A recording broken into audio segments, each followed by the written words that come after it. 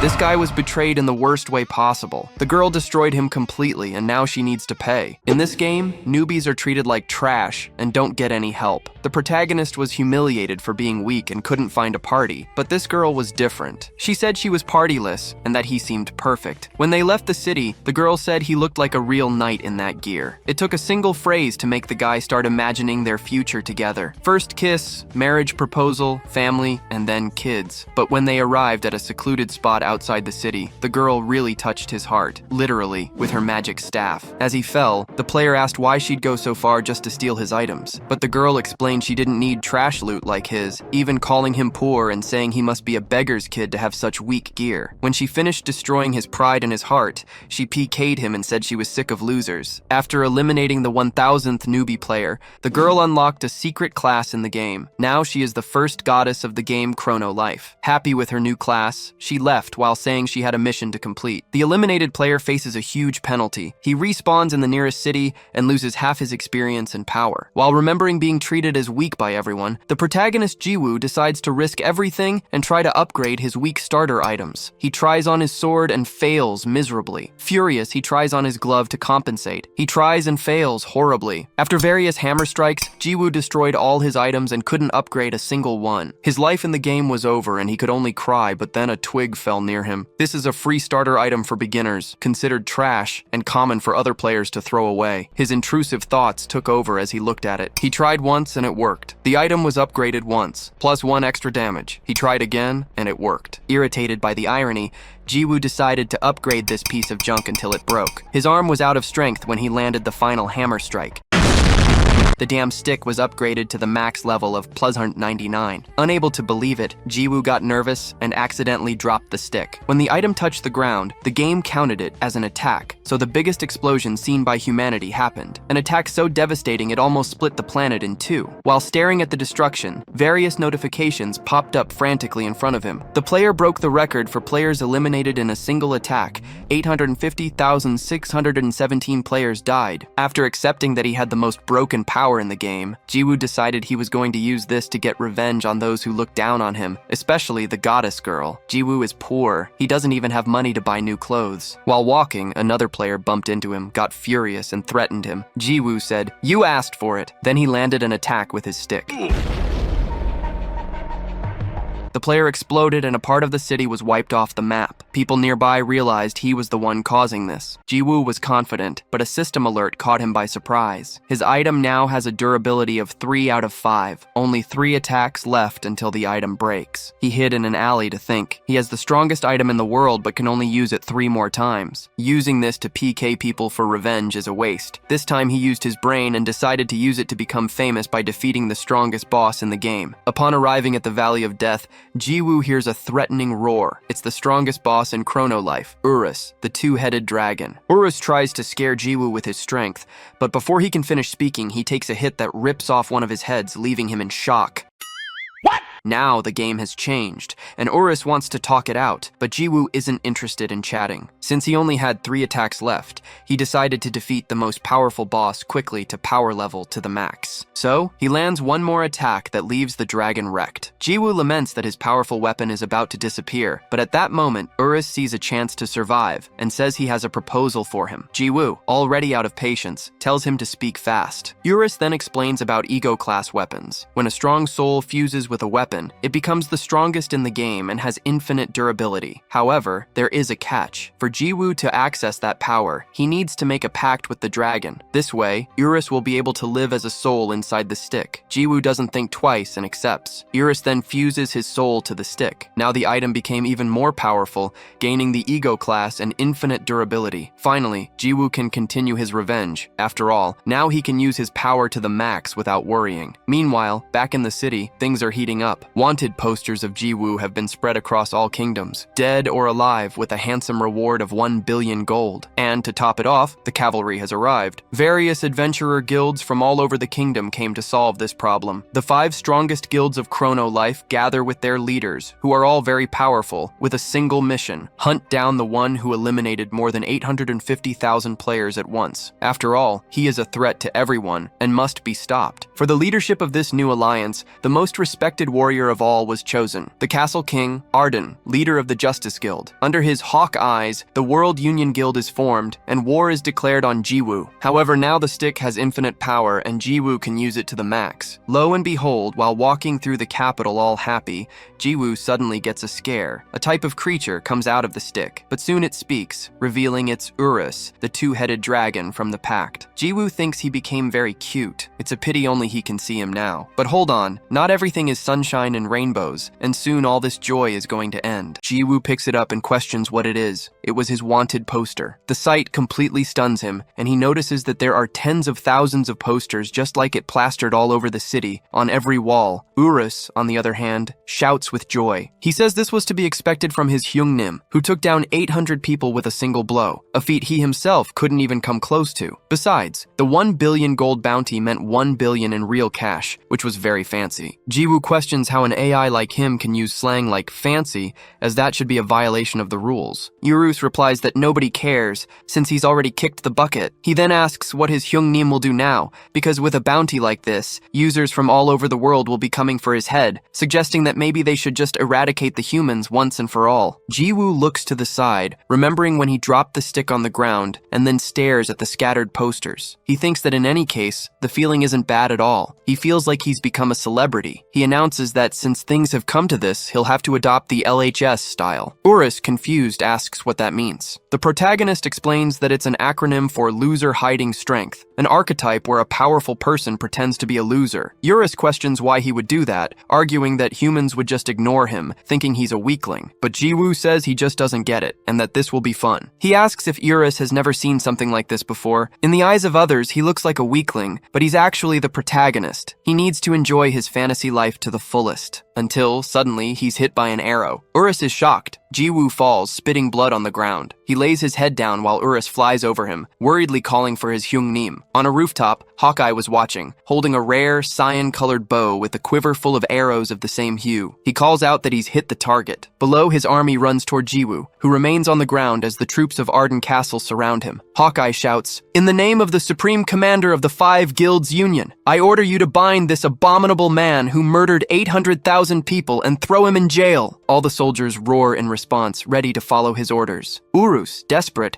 asks if his Hyungnim is okay, urging him to get up. "These humans may be weak, but you'll be in trouble if they all come at once." Despite the arrow stuck in his chest, Jiwoo gets up, facing the Arden army. The soldiers shout that the enemy is on his feet. Hawkeye orders, "Don't give him time to breathe! Attack all at once!" Urus calls out for his Hyungnim once more, apprehensive. Jiwoo, however, takes back his previous words. He rips the arrow from his chest and hurls it to the ground in contempt. Gripping his staff tightly, he says that he just wanted to live peacefully as a background extra. But these idiots brought this upon themselves. An immense explosion of energy erupts, illuminating the entire realm. As he swings his staff, he unleashes a power akin to a nuclear bomb, and in an instant, all the soldiers drop lifeless to the ground. Hawkeye coughs, having barely survived. He wonders what happened. In just an instant, his entire army was decimated. Shocked, he realizes that the capital of the First Realm had simply vanished. Suddenly, Jiwoo appears right in front of him. Hawkeye stares at him, terrified. As the protagonist draws closer, the elf pulls a summoning orb from his clothes, capable of summoning as many users as he desires. Hawkeye shatters the orb, and a magic circle appears beneath his feet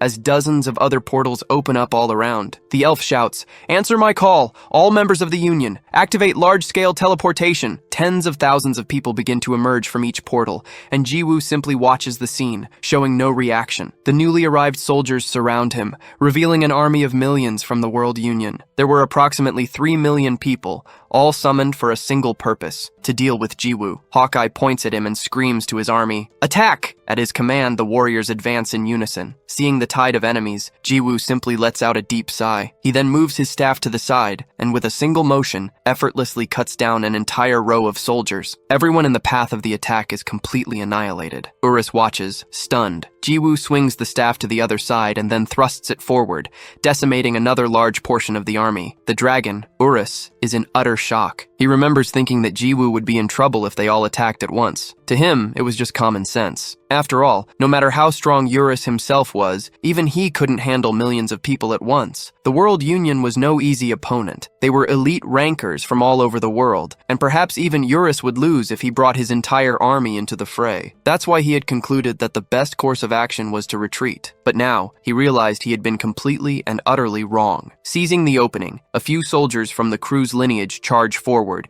wielding their swords and spears. They leap toward Jiwoo, attempting to pierce him, but the protagonist merely moves his staff, annihilating them all with a single touch. Another entire row of the army is split in two. In the background, Abracadabra, with the help of her assistant mages, quickly prepares a spell. Jiwoo senses the movement behind him and turns to see an immense magic circle forming in the sky. Abracadabra casts the ancient enchantment of destruction, a spell powerful enough to disintegrate him. A colossal beam of energy hurtles toward him, and the protagonist watches with a surprised expression. He remarks to himself that the spell's name was pretty cool and decides he needs to come up with a name for his own technique as well. Then, he swings his staff upward. The strike cuts through everything in its path, extending far above the atmosphere. Arise, he names it. The magic circle and the ancient spell are simply obliterated. Stunned, Abracadabra can only ask how he was able to shatter her ancient magic. The royal sorcerers prepare for the next command, but before they can act, Jiwoo moves his stick upward again. Calling this strike, attack. He cuts through everything in front of him, sending the mages flying. The result of 1 against 3 million wasn't just overwhelming, it was disastrous. The World Union Guild was completely defeated. Hawkeye is kneeling on the ground, breaking out in a cold sweat from fear. He repeats to himself that he can't believe it until Jiwoo appears before him. The protagonist says he didn't take his life on purpose because thanks to him, it was difficult to control his strength. The elf questions why he didn't kill him. Jiwoo sighs, saying it's obvious. Earlier, he was the one who shot the arrow. Hawkeye panics, but his face is struck by the stick. As expected, the battle that day became a popular topic. Not just among Chrono Life users, but also among players of other games and even people with no interest in gaming. Despite everything, the stick remained intact. Jiwoo analyzes it as he finishes off the elf. Uru says that Hyungnim is truly incredible, and the protagonist comments that he was wondering where he had gone. Suddenly, someone approaches from behind. The protagonist turns around, coming face to face with a girl. He wonders if there's still someone else left, thinking what a pain this is, until he recognizes her figure as familiar. The two of them stare at each other in the middle of the battlefield. However, the goddess of life just looks at him. Jiwoo feels anger welling up as he realizes who she is. No one had expected this reunion. The goddess of life smiles and says, "It's been a long time, Mr. Heyo." A vast expanse of the plains at sunset is revealed, covered with 3 million bodies and countless swords and spears scattered across the ground. And in the midst of it all, Jiwoo's reunion with the goddess of life. He thought the whole scene was quite dramatic. He remembers when she called his parents beggars, and his hand trembles with rage. He isn't sure if it's because it's the opposite of what he was feeling before, but he can't help but laugh. The goddess of life asks how he has been. She comments that it must be fate, as she didn't expect to meet him once again. Jiwoo replies that it's nonsense, and that just by looking at her, he can tell someone terrible was looking for him. The goddess smiles, wanting to know if that's the impression she gives. Jiwoo says that although he just wants to crush her, there's still something he wants to talk about, and asks if she dyed her hair. The goddess is happy he noticed, explaining that she took his life to change her class to the secret goddess of life, and that's why her hair color changed. Jiwoo stares at her coldly and sighs. Raising his staff, he says her job changed to goddess of life after she took 1,000 lives, and that it should actually be goddess of death. The goddess agrees, finding the observation amusing. "Absolutely," Jiwoo replies. Then, he slams his staff on the ground and launches a blast of energy in her direction, shouting that he's heard the funny story, and now it's time for the part where he crushes her. The goddess questions if that wasn't a bit too fast, but the explosion goes off, devastating the area even more. Jiwoo looks at the smoke, expressionless. "What a shame," her voice says. "I would have liked to talk a little longer." She suddenly appears behind him. Jiwoo spins around quickly and slams his staff on the ground once more, and the explosion cracks everything in front of him. Urus yells that the target was hit. As expected of Hyungnim, a perfect strike, like slicing a catfish. Jiwoo replies that it was obvious, since those gentle-looking bastards are usually all talk. However, as the smoke begins to dissipate, he realizes she is still standing. The goddess remains still. watching him in silence. As expected, "You've grown considerably stronger," she says, "but you can't take my life with such a feeble attack." Urus yells for Hyungnim to look, pointing out that she's still alive, to which Jiwoo replies that he can see. While the two argue, the goddess simply watches them with a smile. Urus notices her gaze and grows confused, wondering how that's possible since she's looking right at him. "That's impossible! How can anyone besides Hyungnim see me?" he exclaims. Jiwoo agrees that it is indeed strange. He's certain his attack was a success, so it makes no sense for her to be completely unscathed. The goddess scoffs, questioning if a mere human could ever harm a goddess. Jiwoo feigns surprise and brings his staff to his head, saying that now he's really angry. Then, he charges toward her at full speed. The goddess simply waits for the attack, which closes in rapidly and causes another massive explosion. Jiwoo gives her no time to breathe and attacks again, blasting another section of the area. He continues his relentless assault, fragmenting a part of the planet. Urus is impressed, commenting that the entire continent is shaking and that, at this rate, it will be destroyed for good. The goddess, however, tells him it's no use. With a smile still on her face, she spreads her wings and flies up above the protagonist. Urus is surprised, while Jiwoo begins to sweat, exhaustion radiating from his body. The goddess's wings dissolve into feathers that begin to float around her. She walks toward him and asks what Mr. Heo would do, saying he must have been excited, thinking every day about how to take her life. She advises him to give up, because no matter how strong he gets or how much time passes, he will never be able to kill her. She repeats this, standing very close to him. Jiwoo stares at her for a few seconds, then closes his eyes, sighing as he looks up. He turns and takes a few steps back. The goddess asks where he is going and if he has finally given up. In response, the protagonist simply swings the stick a few times in the air. He says he was just seeing how hard he could swing it, thinking he might be able to snap it in two. The goddess replies that it won't work and that he will never be able to take her life, but the protagonist clarifies that his target wasn't her, but the entire planet. The goddess is utterly bewildered. Jiwoo explains that since he can't defeat her, he'll simply destroy the planet. That way, she'll either die in the explosion or be flung into the vacuum of space from the impact. The goddess stares at him in disbelief, questioning if such a feat is even possible for a mere human. The protagonist confirms, saying he will strike with all his might. He mentions that he did something similar earlier today, but he didn't even use his full strength. The goddess's expression turns grim. She argues that if he destroys the planet, he will die along with it, turning his act into a senseless suicide attack instead of revenge. She wants to know if he would be satisfied with that. Jiwoo, who had paid with his own life to learn, begins to laugh as he thinks about the truth of the game. The law of the jungle was all that mattered. He then tells her to listen carefully, because now it was their time to learn. People like her just don't understand. Raising the staff, Jiwoo repeats that you shouldn't mess with someone who has nothing to lose. The goddess becomes apprehensive and asks him to wait, but Jiwoo swings his stick with all his strength. The moment he strikes the ground, everything begins to shatter. The goddess and Urus are caught in the blast, while Jiwoo maintains a macabre smile on his face. That entire place is fragmented into 6 pieces, splitting planet Earth in the same proportion and then immediately exploding into a supernova. The event ripples through the entire Chrono-Life universe, destroying everything with just one full power blow from Jiwoo. Lines of data begin to scroll down a screen. Meanwhile, in the real world, inside a room with virtual reality pods, an attendant is sleeping during his shift. Suddenly, a player yells in frustration after being kicked out of Chrono-Life. He wonders why he was disconnected out of nowhere when they hadn't even reached the final boss. Other players also start questioning what happened, asking the attendant if he flipped the main switch, something he wasn't supposed to do. The employee, now awake, asks them to calm down, explaining that it wasn't a power outage or a tripped circuit breaker. A young man suggests it might be a server issue with Crowley, the game's company. Immediately, someone else shouts that an announcement just went up on their homepage. The notice confirms a server problem with Chrono-Life and states that the reopening date will be announced later. Everyone is shocked, finding it incredible that the server actually crashed. However, one player remains connected. His pod still showed it was in use, even with the server down. Back in the game, the system displays a synchronization notification. The client check updates to version 1.7 and checks for connected users. The current number was just one person. Jiwoo finds himself in an empty room, surrounded by floating data. He looks around, completely confused, and wonders where he is. This was strange, since he was supposed to be in the game. Suddenly, a mysterious voice mentioned ST-389. He explained that this was the name of the planet he had just destroyed, a place known for its beauty in the fourth universe, and revealed that it was their mother's favorite place. Surprised, Ji-woo turned to the person who was speaking. Ji-woo asked who he was. The blonde man, however, simply told him to shut up, but then a macabre smile spread across his face as he answered, "I am God." The protagonist looked at him and sighed. "That's your identity, so it's none of my business," Ji-woo said. "Have you seen a woman with black hair around here?" God replied that it was just the two of them there. As if to confirm, a system screen appeared before the protagonist, showing that the current number of users was only 1. "What is wrong with you?" God questioned. "You took everyone's life. It should be common sense that no one could survive that explosion. Every living thing was wiped out." At this, the protagonist just laughed, leaving God confused by the reaction. Ji-woo then burst into laughter,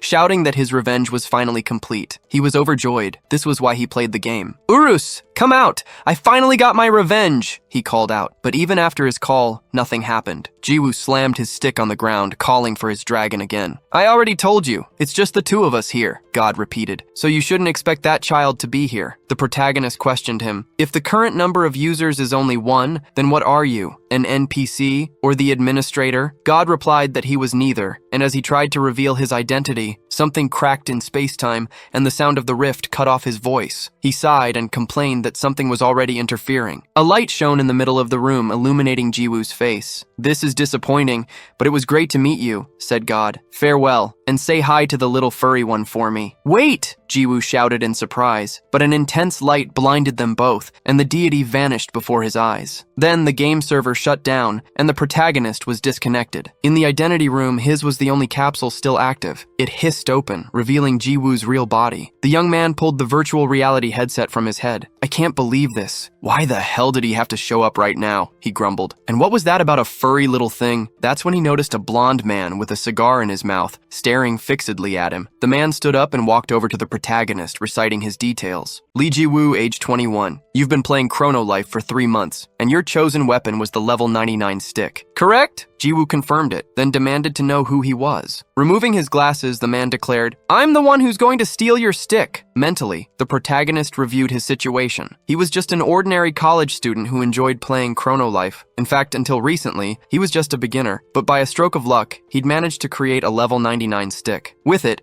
he had beaten up everyone he disliked, including the woman who cheated on him. Then, a man claiming to be God had appeared and vanished, and now, here he was, in a restaurant surrounded by guards. Food was served at their table. While the blonde man ate heartily, Ji-woo just watched. "Eat," the man said. "The lady who runs this place is a great cook." Ji-woo agreed, wondering what the hell was going on. The man explained that this was the gukbap restaurant he used to frequent when he was broke. "That was 15 years ago. My company was established during the early stages of Chrono Life's development." Putting the pieces together, Ji-woo realized who he was. "It can't be." The blonde man formally introduced himself. "I am the president of Chrono Life, Choi Deokbae. I thought you were a gangster. And who are these guys?" Ji-woo asked. "They're company employees, modelers, music directors, marketing leads," Deokbae replied. Ji-woo admitted he was scared, thinking they were mobsters, and asked why the president of Crowley had come after him personally. "Didn't I tell you in the capsule room? I've come to retrieve the level 99 stick." The protagonist was shocked to hear that. "Why that look on your face?" Deokbae asked. "As a game company, it's only natural for us to retrieve bugged items." "But I'm the one who enhanced it," Ji-woo protested. 3%, Deokbae replied. "That's the official success rate after enhancing an item 10 times, and of course after that the chance drops even lower. You probably know that." The revelation left Ji-woo stunned, but he argued that if it wasn't a bug, then there must be a chance of it happening. He stood up abruptly from the table, but Deokbae let out a deep sigh and warned, "The level 99 stick will be in my care." In the world of Chrono Life, near the town of Frontal, a giant monster was approaching an open field. It was a level 21 Garus. The party of players readied themselves, shouting that the monster was coming. The party's mage cast a fire spell, launching a fireball that engulfed the creature. The monster screamed in agony. The party leader celebrates that it worked and orders them to repeat the attack. However, a girl named Kiyo unleashes her power and runs alone towards the monster, screaming. The leader warns her not to advance alone. However, the girl is brutally attacked by the creature,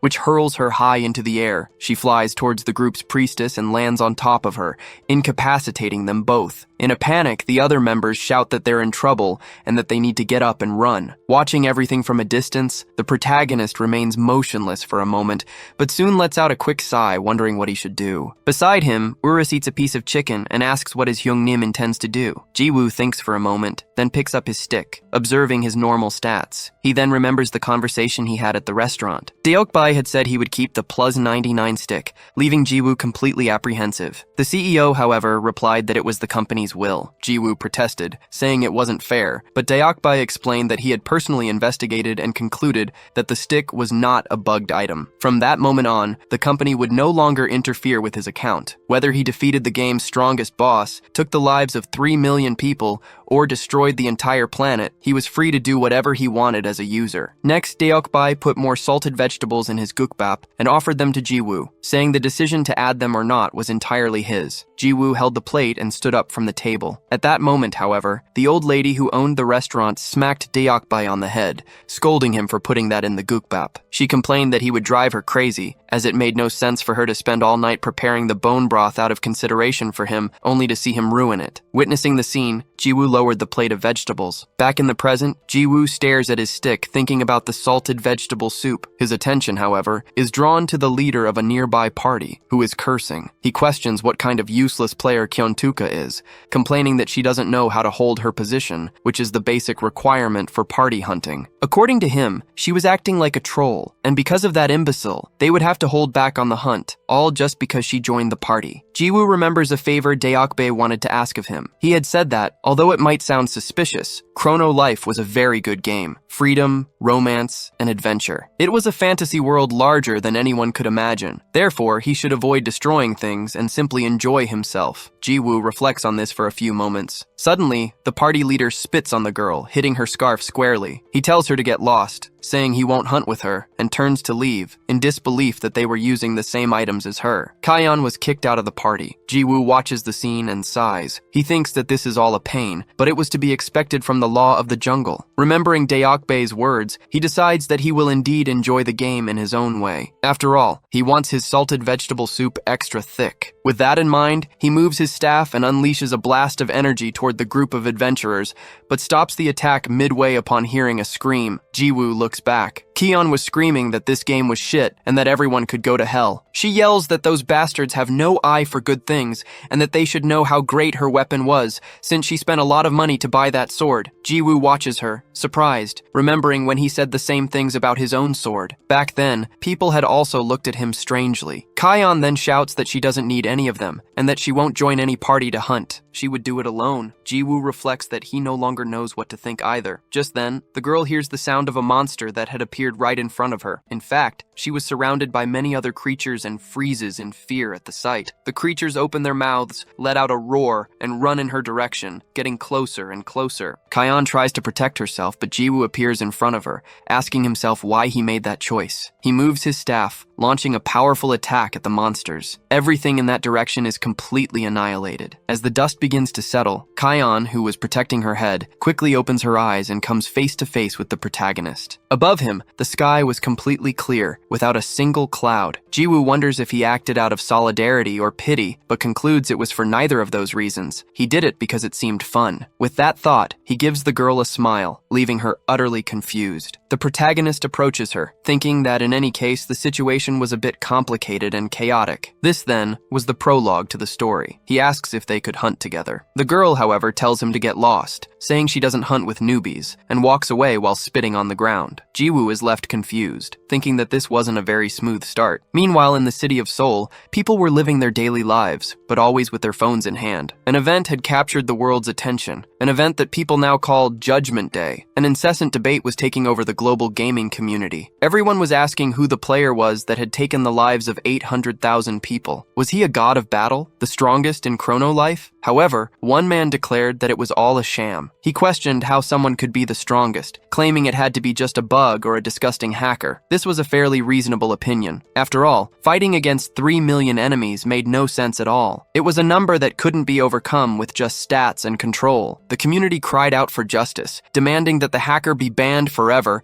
and that the Chrono Life team do their job. So everyone was focused, awaiting the company's response. And finally, the announcement came. While one player was clamoring to bring out the guillotine. The Chrono Life team declared that the user in question was a normal player. According to the investigation, he was not a hacker, nor was he abusing any bugs. Everyone was completely shocked by the news, and that was how the controversy came to an end. On the city streets, people were talking about the incident. The Chrono Life server had crashed because of that one player. Apparently, he had taken the lives of many in an instant, and everyone was talking about it, wondering what he was like in real life, since his face was covered by a hood in the only released photo. Meanwhile, Jiwoo smiled as he followed the girl he had just saved. Only the sound of their footsteps broke the silence between them. The girl, visibly irritated, stopped suddenly. Kion turned around and questioned him. "Why do you keep following me?" Jiwoo calmly replied that they should form a hunting party. "When did I agree to that?" she retorted. "Go hunt with someone as poor and indecent as you." Jiwoo didn't understand the insult. Kion continued, pointing at his clothes. "You're just wearing underwear beneath that cloak and carrying a level 1 stick that only newbies use. I don't have time to play around with a noob. Get out of here," Jiwoo questioned. "Indecent? I just saved you, getting rid of those monsters with a single attack." Urus, in his mind, commented that he had seen everything. The human's eyes had been closed when he saved her. Jiwoo realized,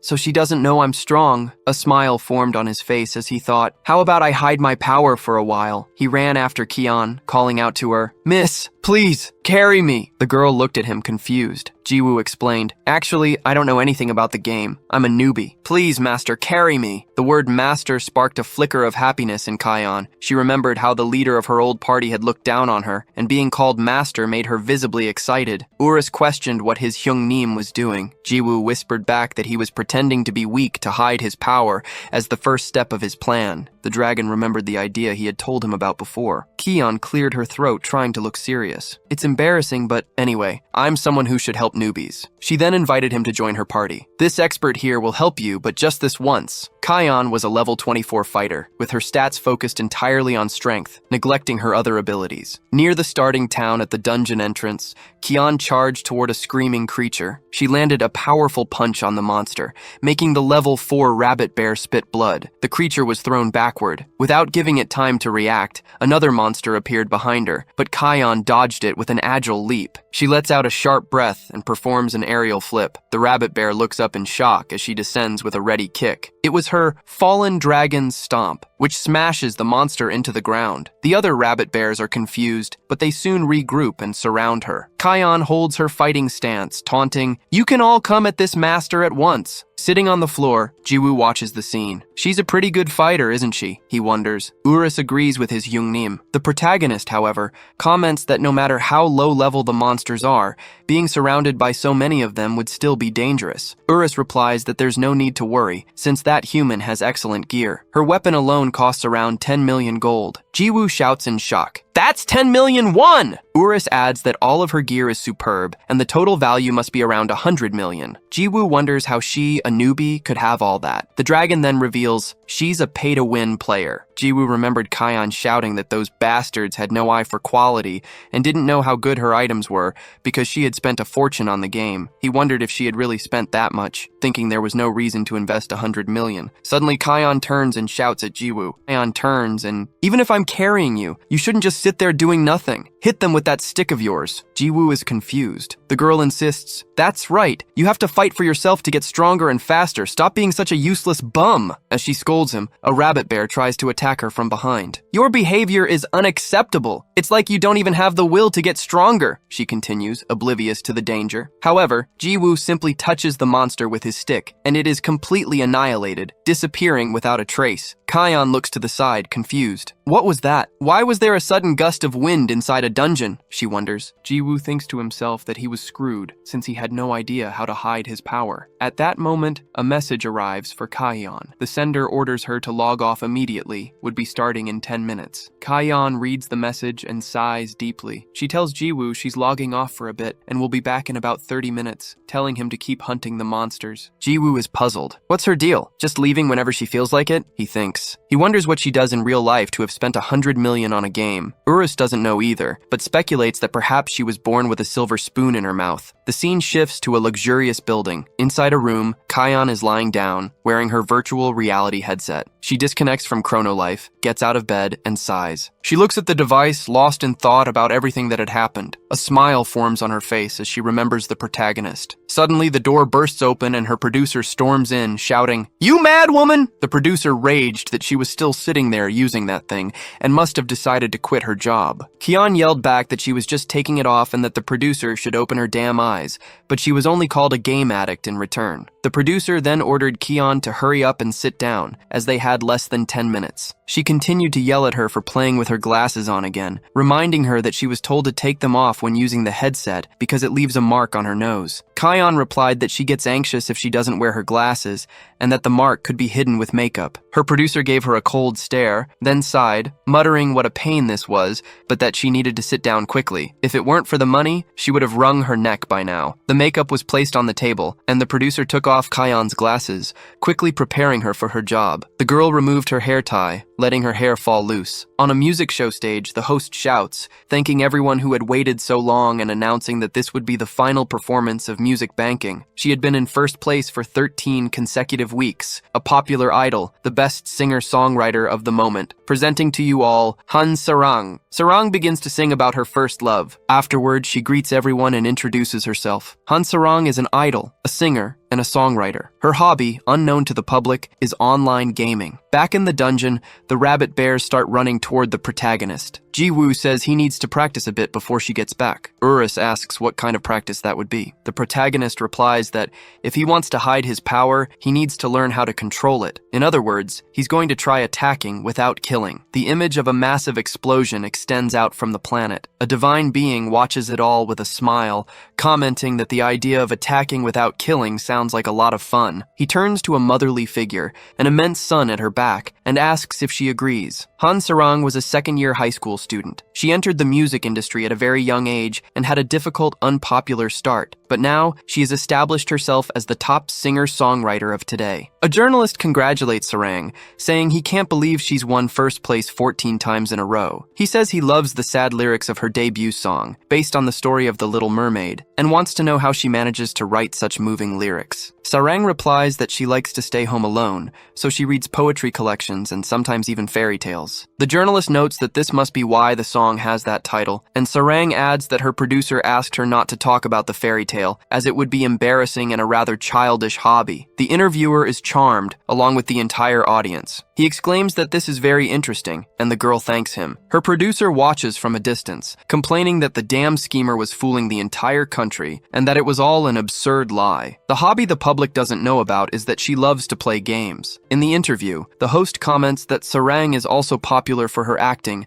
and that he heard she played an interesting role in her last drama, a bratty high school girl. Sarang confirms, saying she had a hard time with that role, since she had never once cursed since the day she was born. However, inside the game, she was the complete opposite, calling Ji-woo a damn bastard. She scolds him, saying her master had returned and he didn't even greet her. Ji-woo, confused, asks since when she was his master, and Sarang yells that it's from now on. She challenges him, wanting to know if he was complaining and didn't want to be carried by her anymore, but Ji-woo quickly denies it. Sarang is the type to release the stress of her daily life by playing games. Urus, in turn, advises his Hyung-nim to get rid of that rude person, but Ji-woo replies that he needs to hide his power, as he has to pretend to be weak. Sarang then orders him to repeat after her, "Lovely master." She forces him to repeat it several times, while Urus thinks to himself that his idea worked. On the way to the dungeon, Sarang stops and asks if he practiced a lot by hunting monsters. Ji-woo just sighs, explaining that it was a process that required extreme patience, and that his journey is still far from over. Urus shouts that it was useless to hit without dealing damage, but the protagonist tells him to shut up. Sarang laughs, commenting that he's an eccentric newbie and that she was looking forward to this. She then notes that she still doesn't know his name and asks what the underpants guy's character name is. Ji-woo is surprised, thinking he had already told her, and tries to say his name, but the girl interrupts him, announcing she can just call him Underpants. "That sounds good," she says. The protagonist, frustrated, asks why she wanted to know his name then. Meanwhile, some people are spying on the pair from a distance. A bearded man says he found her. His subordinate asks what they should do, and the leader replies that they must gather all the guild members in that dungeon, because today they would demand justice. Further ahead, a rabbit bear rides rises. The level 22 monster approaches the girl. Sarang orders underpants to go, and the protagonist obeys like a puppy, approaching the monster as they both scream. The protagonist plays dumb, approaching like a complete idiot. Then, he slowly brings his staff forward, meticulously touching a single hair on the creature. Suddenly, the rabbit bear is wounded, its head brutally crushed. Without understanding anything at all, it falls to the ground. However, its HP doesn't reach 0, with only a single bar of health remaining. Jiwoo is pleased that the monster is still alive, reflecting that his hit-without-killing strategy was a success. Sarang celebrates, saying he defeated it on the first try and has gotten very strong. Suddenly, a dagger flies in her direction. Sarang senses the danger and quickly grabs Jiwoo's shirt to pull him away, deflecting the weapon with a precise kick. The bearded man catches his dagger back in midair, his face contorted, and comments that she's incredible, but that she should give the credit to her gear. Sarang questions him, asking who he is. The man, called Mr. Kim, asks if she has already forgotten his voice, feigning hurt. He reveals that everyone there are members of the Halasan Guild. Upon hearing the name, Sarang repeats it with contempt. Mr. Kim jokes that it's been a while and now wants to know what the two of them are plotting. Then, he orders his subordinates to attack. Sarang warns Jiwoo to get back, as it's dangerous, and assumes a battle stance. The assassins charge forward with their weapons drawn. With a swift movement, she lands a direct kick to the face of one of them, who bleeds and is knocked out instantly. Sarang uses his body as a foothold to leap, performing an acrobatic flip in the air. She shouts the skill name, "Fallen Dragon Stomp!" and strikes the ground with force, sending all the assassins flying. Their leader yells for everyone to attack at once. Observing the scene, Jiwoo asks what's happening, and Urus replies that he doesn't know. The protagonist, however, comments that he can guess based on what he's seeing. He deduces that the Halasan Guild members have picked a fight with Sarang in the past, and despite having fought a few times, they always end up losing. Apparently, that man doesn't know when to quit, and has come once again seeking revenge. Jiwoo also notes that they are all weak, a group around level 20 being completely destroyed by her, and Urus agrees. As the fight continues, Kim comments that everything is going as planned. With Sarang distracted, he signals for the other girl to begin. A new figure vanishes from her position with a quick dash and reappears behind Sarang, pointing her claws in her direction. Sarang turns, surprised, and notices her opponent is empty-handed,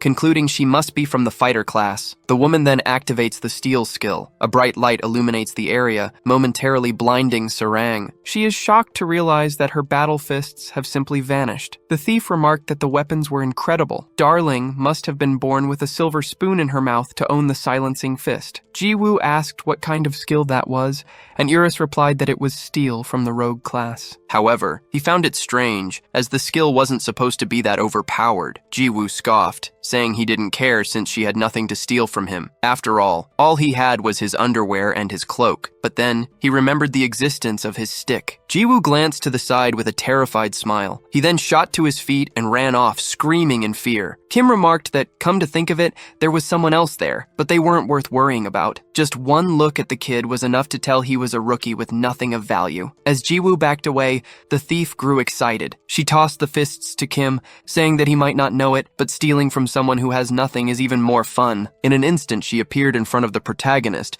calling him darling, and asking where he was off to. Jiwoo was startled as she pointed her hands at him, thinking this was no time to hide his power. He gripped the staff and attempted a quick slash, but to his surprise, nothing happened. Everyone was stunned, including Urus. When the smoke cleared, Jiwoo was empty-handed, his main weapon gone, staring at the thief. She simply informed him that the stick was all hers now, making the protagonist break out in a cold sweat. She threatened to steal his hood, saying that, except for his underwear, he'd be left completely naked. Suddenly, a shadow fell over the thief's face. The girl wondered what it was. She then saw the true form of Urus before her. The entity questioned how an arrogant mortal dared to wield him without knowing who he was. The girl fell to the ground, utterly terrified, dropping the weapon near the protagonist. Jiwoo looked at his stick and picked it back up. The system announced that Urus's soul refused to acknowledge the enemy, and that the protagonist was the weapon's true owner. Urus emerged from a part of the stick, questioning how anyone dared to try and claim him, stating that no one could possess him, except for Hyungnim. It seemed the thief had overestimated herself. Jiwoo then touched his head. He patted the dragon's head, making him embarrassed. The thief, trembling in fear, coughed and backed away from the protagonist, unable to understand what had just happened. She wondered what that was. Was it a ghost? No, it felt too real for that. Kim asks what her problem is, wondering if she's forgotten her job. The thief stands up, retorting that wouldn't happen, as she is a professional mercenary who only cares about money. At that moment, Sarang approaches, shouting, and tries to land a kick on the girl. "Give me back my weapon, you little thief." The thief dodges and comments, "You scared me. What a fierce surprise attack. However, I'm afraid you're after the wrong target.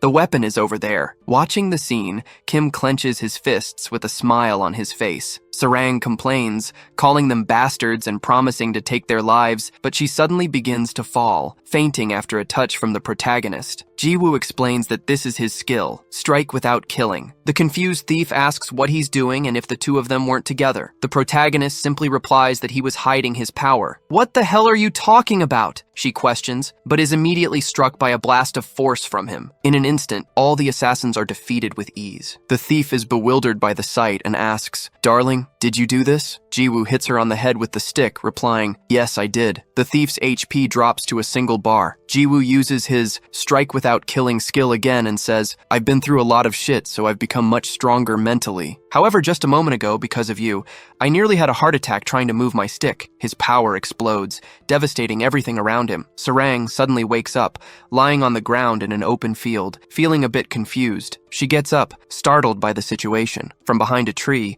Jiwoo asks if she's awake. The girl is surprised and calls him Panty Boy, wanting to know where they were and what happened to those guys. Jiwoo replies that they are near the dungeon and that the enemies have left. "What do you mean? And why did I suddenly faint?" she questions. It's then that Sarang notices the fists in her hands. Realizing her weapons were back, Jiwoo asked if it had been the Halasan Guild, wanting to know what kind of job they did, who they were, and what they were up to. The girl blushed at the question, wondering why he was being so nice and if, by any chance, he wanted to go to hell. But soon after, she sighed with a smile on her face. She said she would tell him since he got involved because of her, and then asked if he had ever heard of the term pay to win. Jiwoo asked what that was. Urus explained it was a term used in online games. The protagonist wanted to know how he knew that, since he was just a game NPC, and Urus replied that he had looked it up on Wikipedia. He began to explain it exactly as it was written on the site, but Sarang interrupted him and simplified it. They're users who spend billions on games. That's basically what it means. Jiwoo asked if she was talking about the Halasan Guild,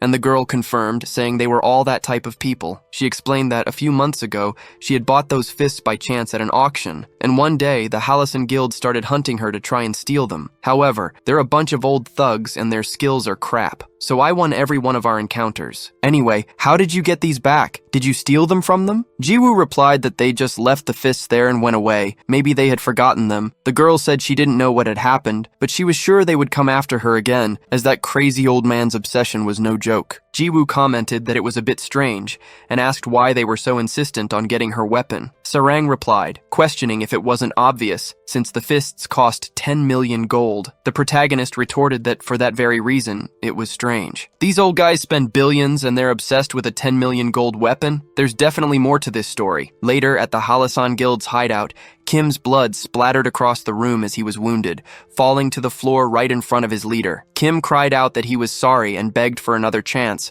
but his leader told him to shut up, calling them all useless. He said he couldn't waste any more time and would leave the mission to the 4 heavenly kings. Kim glanced to the side. 3 people approached and stood before the leader. The 2nd heavenly king said it made no sense for that guy to be in the same division as them, having only 100 million gold. The 3rd king, however, spoke up, saying that was why they had told them to kick out little Kim. But it was a problem since the great Hyung Nim was too soft-hearted. The 1st heavenly king remained silent. Then, the 2nd king knelt down near Kim, saying that hiring a mercenary had been a pathetic strategy, and that was why he had failed. However, the 1st king intervened, saying to leave the matter to him. He ran a hand through his hair, mentioning that the silencing fist, or whatever it was, would take effect in 12 hours. Upon hearing this, their leader burst into an absurd fit of joyous laughter. He exclaimed that it was great to be called Lord King, with a total net worth of 12 billion. He then ordered his subordinates to show them the terror of the Halasan Guild. The blood festival had begun. However, Jiwoo suddenly appeared in their base, silently scratching his nose. Everyone stared at him, completely bewildered. Jiwoo broke the silence, scoffing. A bunch of kids laughing about a blood festival? He openly mocked the 4 heavenly kings. The king, irritated, questioned who he was and where he came from. Jiwoo simply told them to try and figure it out for themselves and, in a gesture of pure disdain, picked his nose. He commented to himself that it would be difficult to keep hiding his powers and pretending to be weak if they kept bothering Sarang. Then he started laughing again, mocking their titles once more, and declared he would end this without any more delay. The king sighed in anger, calling him a crazy bastard, and ordered his subordinates to finish him. The men rushed forward, preparing their best attacks and closing in at a frightening speed. Jiwoo, however, just kept a smile on his face. With a simple swing of his staff, he unleashed a blast of power that obliterated all the attackers. They were defeated by a mere twig. Meanwhile, outside the house, a girl approached, humming cheerfully. Back in the fight, the first heavenly king charged at Jiwoo, who defeated him with a single, simple strike of his staff, making him spit blood. Suddenly, an explosion split the house in two. The approaching girl, the goddess of life, was startled for a moment, but a smile soon spread across her face as she immediately recognized who was responsible. The leader, the Lord King, yelled for all remaining members of the Halasan Guild to attack at once. Facing the new threat, Jiwoo simply sighed, gripping his staff firmly. Jiwoo commented that if they wanted to take his life, they should bring at least 3 million people. He then moved his staff, delivering a blow that struck one of the assassins in the face and caused an explosion that shot toward the sky. With a smile on his face, Jiwoo swung his twig to the right, defeating everyone in that area. The king watches the scene with a grim expression,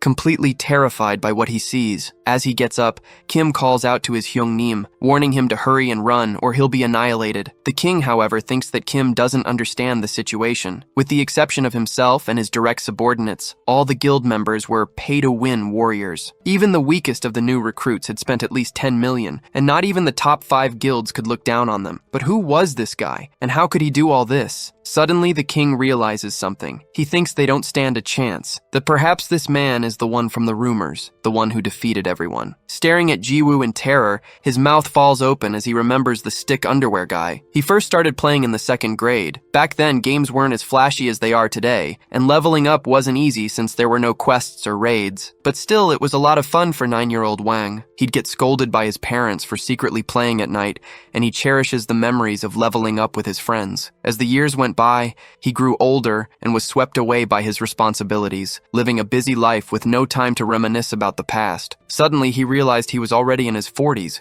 now known as CEO Wang. He's in front of his computer in a pristine room. A subordinate enters, calling him Hyungnim and saying he found the old monitor he'd asked for. Wang wanted to give himself a special gift, a piece of a bygone era, since he had worked harder than anyone. The subordinate asks if he really needs to switch to that old computer, since it's an online game he could just play on a new one. Wang replies that it's for the vibe. His heart was racing, as if he had gone back in time. It felt like meeting a first love all over again. However, he grits his teeth as he realizes something. He wasn't the only one who had been changed by the ravages of time. Jiwoo strikes another subordinate with his staff, sending the man crashing to the ground. As an immense tremor shakes the entire area, the king stands frozen, trembling in fear at the scene before him. Jiwoo says it's almost over, with only the 2 of them left to defeat. The king remains silent as the protagonist draws closer. This was the end for the pay-to-win players. He wonders why they need to steal other players' gear, especially since they're men of nobility. It's time for the old man to get a beating. The king remembers being at his computer,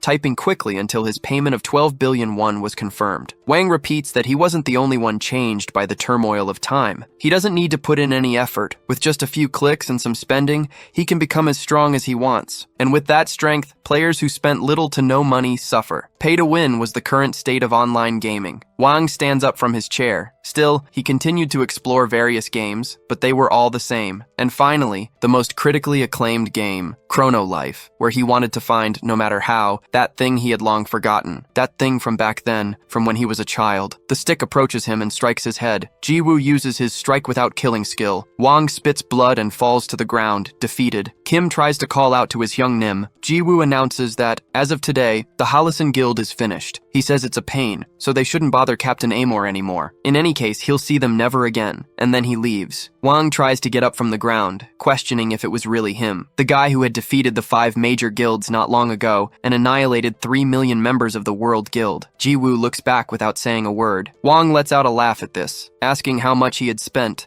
as he must have used a lot of money to achieve that strength. However, soon he too will realize that all his efforts so far have been to fight for something that doesn't even exist. From a distance, Kim looks at his Hyungnim. Jiwoo replies that he doesn't know what the hell he's talking about, but that he also spent a hefty sum. Wang asks how much it was, thinking it could be tens of billions or even hundreds of billions of won, but the protagonist replies that he spent 55,000 won on the warrior's starter pack. Wang is stunned by this and left speechless. The protagonist continues to walk away. A smile spreads across Wang's face as he repeats the amount, 55,000 won. He remembered his childhood, when he used to play Ragnarok, and then he began to laugh excitedly, bursting into a fit of laughter and leaving Kim completely confused. Wang asked how many games they had tried after Ragnarok, and Kim replied that it must have been about 8. The boss kept laughing, saying that game was a lot of fun. Chrono Life was indeed divine, the goddess of life confirmed as she appeared. "Hello everyone from the Hallison Guild, it's a beautiful night." She looked around. "It's been a while since I've been here, but the guild's hideout is in terrible shape." She turned and asked, "And what about that thing? Did you manage to prepare it?" Wang replied that the preparations were going well, but she cut him off, asking why he was dwelling on the past. The man said he was out of it, as their agreement to cooperate ended now. The goddess of life was surprised for a moment, but then she smiled. "Is that so?" With a swift movement of her scepter, she sliced through the air. Kim watched the scene terrified and open-mouthed as Wang fell to the ground, his body split in two. His subordinate tried to scream his boss's name, calling out for his Hyungnim. The goddess of life walked calmly. "I should have asked why he did that, but I'm not in a good mood, so it doesn't matter." She plunged the staff into Kim's back, causing blood to splash onto her own face. In shock and crying out in pain, Kim tried to move, but he was quickly defeated. The goddess continued to watch the scene, a smile forming on her face as she remembered what the protagonist had said. His hair turned black, and his clothes returned to normal. He spoke the captain's name aloud, Amor. His kill count reached 998,999,999. The system announced that he had annihilated the Halasan Guild and that his combat experience was being calculated, raising the total to 999,000 kills. Jiwoo was confused by the announcement. The system then notified him that he had reached the highest level. "What the hell is this?" the young man wondered. "What is it?" Urus asked. "Didn't you hear that crap? The system just said I reached the max level or something." Jiwoo opened his status window. His class was Novice, and he was at level 999 with almost 5,000 unallocated points. He and Urus stared at it, understanding absolutely nothing. They both wondered what this was all about. In the game called Chrono Life, the world's best virtual reality game, ranked first in active users, cumulative subscribers, sales, and ratings, reaching the max level was considered impossible. In an interview, Lee Sang-hyuk, the professional gamer known as Faker, had said it would be impossible to achieve such a feat anytime soon. Despite players all over the world playing day and night, no one had managed to reach level 999, the master level. Faker said he wasn't certain, but that even if all the top rankers in the world, including himself, defeated monsters 24 hours a day, it could take several decades to accomplish the feat. Jiwoo remained completely confused about his stats reaching that level. Urus, on the other hand, was celebrating that he was the world's first level master. Just as expected of Hyungnim, he was very proud. Jiwoo was sure he had been level 7 back then. It was the obvious result of his actions. On the first day he picked up the stick, 800,000 players were murdered. On top of that, countless monsters and dungeons had been in the path of his attack. Adding the experience from Chrono Life's strongest boss, Urus, and the army from the highest level dungeon, the final push came from the massacre of the 3 million members of the World Guild Alliance. And of course, the destruction of the planet was also included. Thus, the world's first level master was born. A light appeared under the protagonist's feet, illuminating everything around him. The system announced that because he had reached the maximum level, the player would enter a transcendental space, teleporting him away. In another corner of the city, Sarang was lying down, looking at the sky and doing nothing. She muttered that she was bored and that this whole thing was starting to piss her off. She stood up, wondering where that underwear-wearing bastard was. He had told her to wait a bit, but the sun had already set. She thought for a moment more, remembering he had mentioned the Halasan Guild, and that she was supposed to tell him everything about them. Sarang sighed and lay down again, shouting, "Whatever, this gentle master will wait 1 more hour." On a piece of land floating in space, Jiwoo found himself in the center of a strange temple. He wondered where he was, looking up at the sky without understanding a single thing. He wondered why he was being dragged all over the place lately. It had been the same when he met God and Deokbai. Suddenly, a voice welcomed the human child. "I never imagined we would meet so soon. You are truly extraordinary." That voice echoed, making everything around it tremble. The being introduced himself as the guide of transcendence, the god of class, welcoming him. He praised him for taking the first step on that arduous journey, stating that his efforts to reach the master level as a novice were worthy of everyone's respect. Urus questioned how that was possible, asking if he had forgotten to change his class. Jiwoo denied it, explaining that he used to be an aspiring prosecutor. At that moment, the conditions were met, and the transition to the secret class began. An intense light reached his body, and several spheres formed in front of him. One of them took the shape of a sword symbol and struck him at maximum speed. The soul of the sword infiltrated his body. Soon after, other spheres, representing various weapons, also appeared. The soul of the shield, the bow, the wand, the gauntlets, the spear, and many others infiltrated him, one by one. All the souls of the weapons were now inside his body. Jiwoo felt the power flow as the system notified him that the class change was complete. Now, he was a master class novice. As a privilege, all of his distributed status points would be retrieved and then tripled. Suddenly, his status window began to change. All attributes returned to the base value of 5, and 15,000 undistributed points were added. Urus was completely shocked. 14,985 points? What is happening? Is this all because of the class change effects? Jiwoo asked if that surprised him more than the change to a secret class, and Urus confirmed it. Normally, you only get 5 points when you level up, but you got 15,000. Even if other max-level users exist, your raw stat points are already 3 times higher than theirs. This shit is ridiculous. This will be considered the greatest achievement in the history of the gaming community. Ignoring the dragon, Jiwoo began to analyze those values. A chilling smile spread across his face as he began to dump the points into a single stat, clicking repeatedly. "Hyung-nim, what are you doing?" Urus asked, incredulous. "I'm distributing the stats," Jiwoo replied calmly. "I know that, but I'm talking about this careless distribution. If you waste a single point, you'll be considered a loser." The dragon's expression changed to pure panic. "Why are you putting everything into one stat? And why that stat of all things?" Jiwoo finished distributing all his points and said, "I don't need any others for now. This is enough." "You've screwed everything up," Urus complained. "You're just a loser." At the Chrono Life Company, an employee rushed in, warning the president that they had a problem. Deokbai asked what happened, and the employee replied that he needed to see it for himself, as the issue concerned that particular user. In the control room, Deokbai approached and asked what was going on. His subordinate simply told him to look at the monitor. Deokbai was surprised. "Ah, the stick kid finally reached max level." The employee replied that the level wasn't the problem, but what he was doing. "What's all this fuss about? And which stat did he choose?" Deokbai asked. The employee pointed to the screen, showing the chosen stat, which impressed the president. However, Deokbai soon burst into laughter. "Ha ha ha, he really loves this game. He's enjoying it to the fullest in his own way." The employee insisted it was no time for jokes, arguing that it would be a completely useless and pointless character. If he realizes he's building a trash character, who knows what he'll do when he gets angry? Deokbai, however, just told him to relax. "I've said this many times. The game company has no right to interfere with a player's choices." The employee tried to argue that they needed to take some action, but the president was already walking away. As he walked away, Deokbai thought to himself, "I can't believe he dumped everything into that one stat, and even got the Novice Master title." He was surprised they were calling it a trash character with no future, because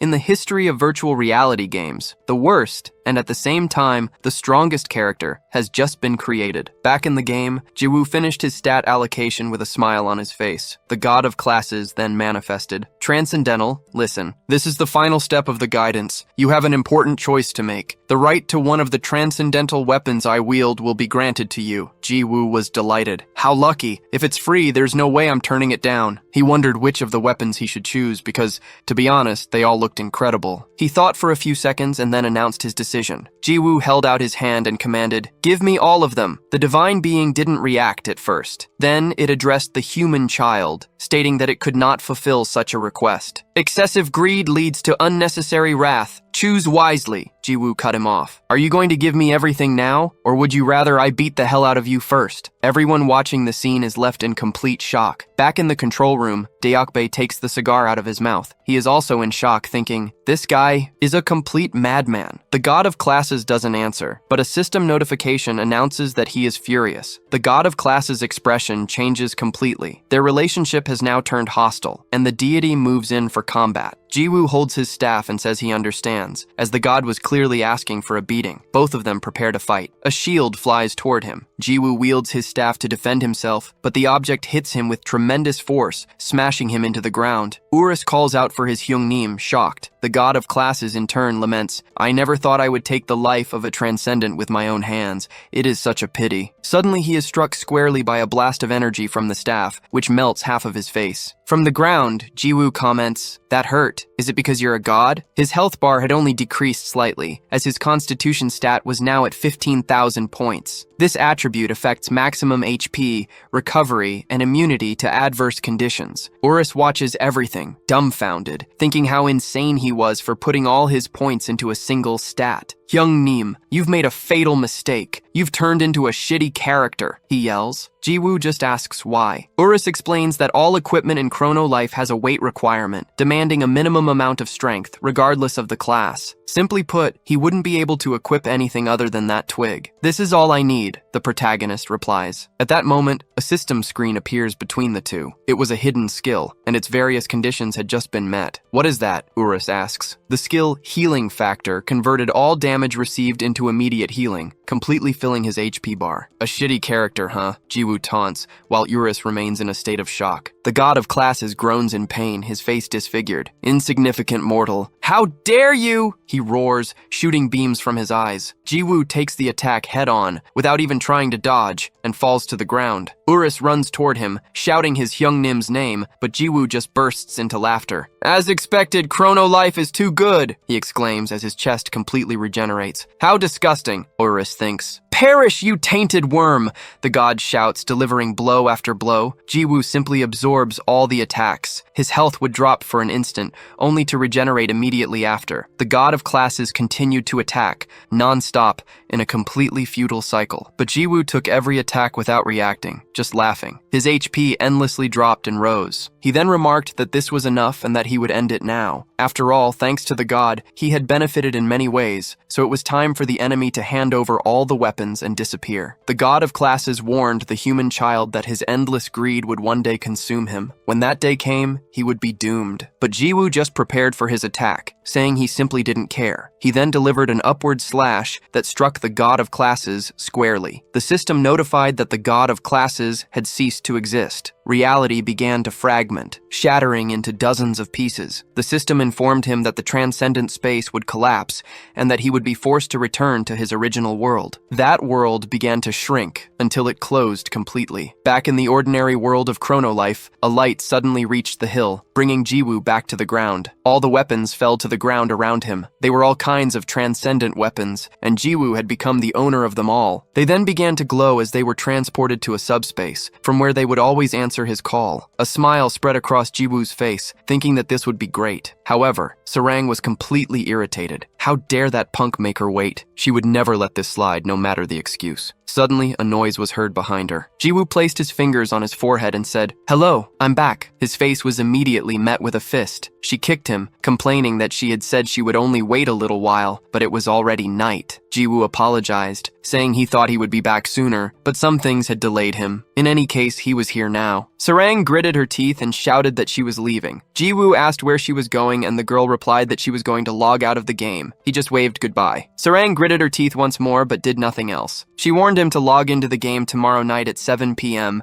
which was when she got off work, and if he was late again, she would take his life for real. Jiwoo watched her disappear from the game, commenting that she still did whatever she wanted. Urus then asked about that development. Jiwoo stood up, announcing that he was also leaving, as it was already past midnight in the real world. The system asked if he wished to log out, and Jiwoo confirmed. Outside, in the identity room, Jiwoo walked out as the attendant thanked him and asked him to come back another day. The protagonist let out a quick yawn. He thought the day had been great and that Chrono Life was really fun. Furthermore, he began to wonder how much he could could sell the transcendent weapons for. Being the first items of their kind, they would probably be worth a lot of money. However, he wondered if they were tradable items, as it would be a huge disappointment if he couldn't sell them. His attention was drawn to a shop behind him, and he wondered if he should get a bowl of gukbap. However, upon looking at his empty wallet, he decided against it. He continued walking, saddened, thinking about how tired he was of being so poor. The game's monthly fee kept rising, and he would need to pick up more shifts at his part-time job. As he walked through the city, he suddenly stopped. "Wait a minute," he muttered to himself, remembering Urus mentioning that the total cost of the equipment would be 10 million, and that the rest of the set would reach 100 million won. An idea sparked in his mind. What if he could sell the game items and exchange them for real money? With this realization, Jiwoo turns and runs back to the identity room. All rankers in Chrono Life knew of a forbidden place, the intersection of life, the tomb of all mortals. It was the highest level hunting ground in the game's history, one that no one had ever managed to conquer. For unknown reasons, it was kept secret, and it was there, in the Valley of the Undead, Urus's domain, that Jiwoo now found himself. Urus, dressed in an impeccable butler outfit,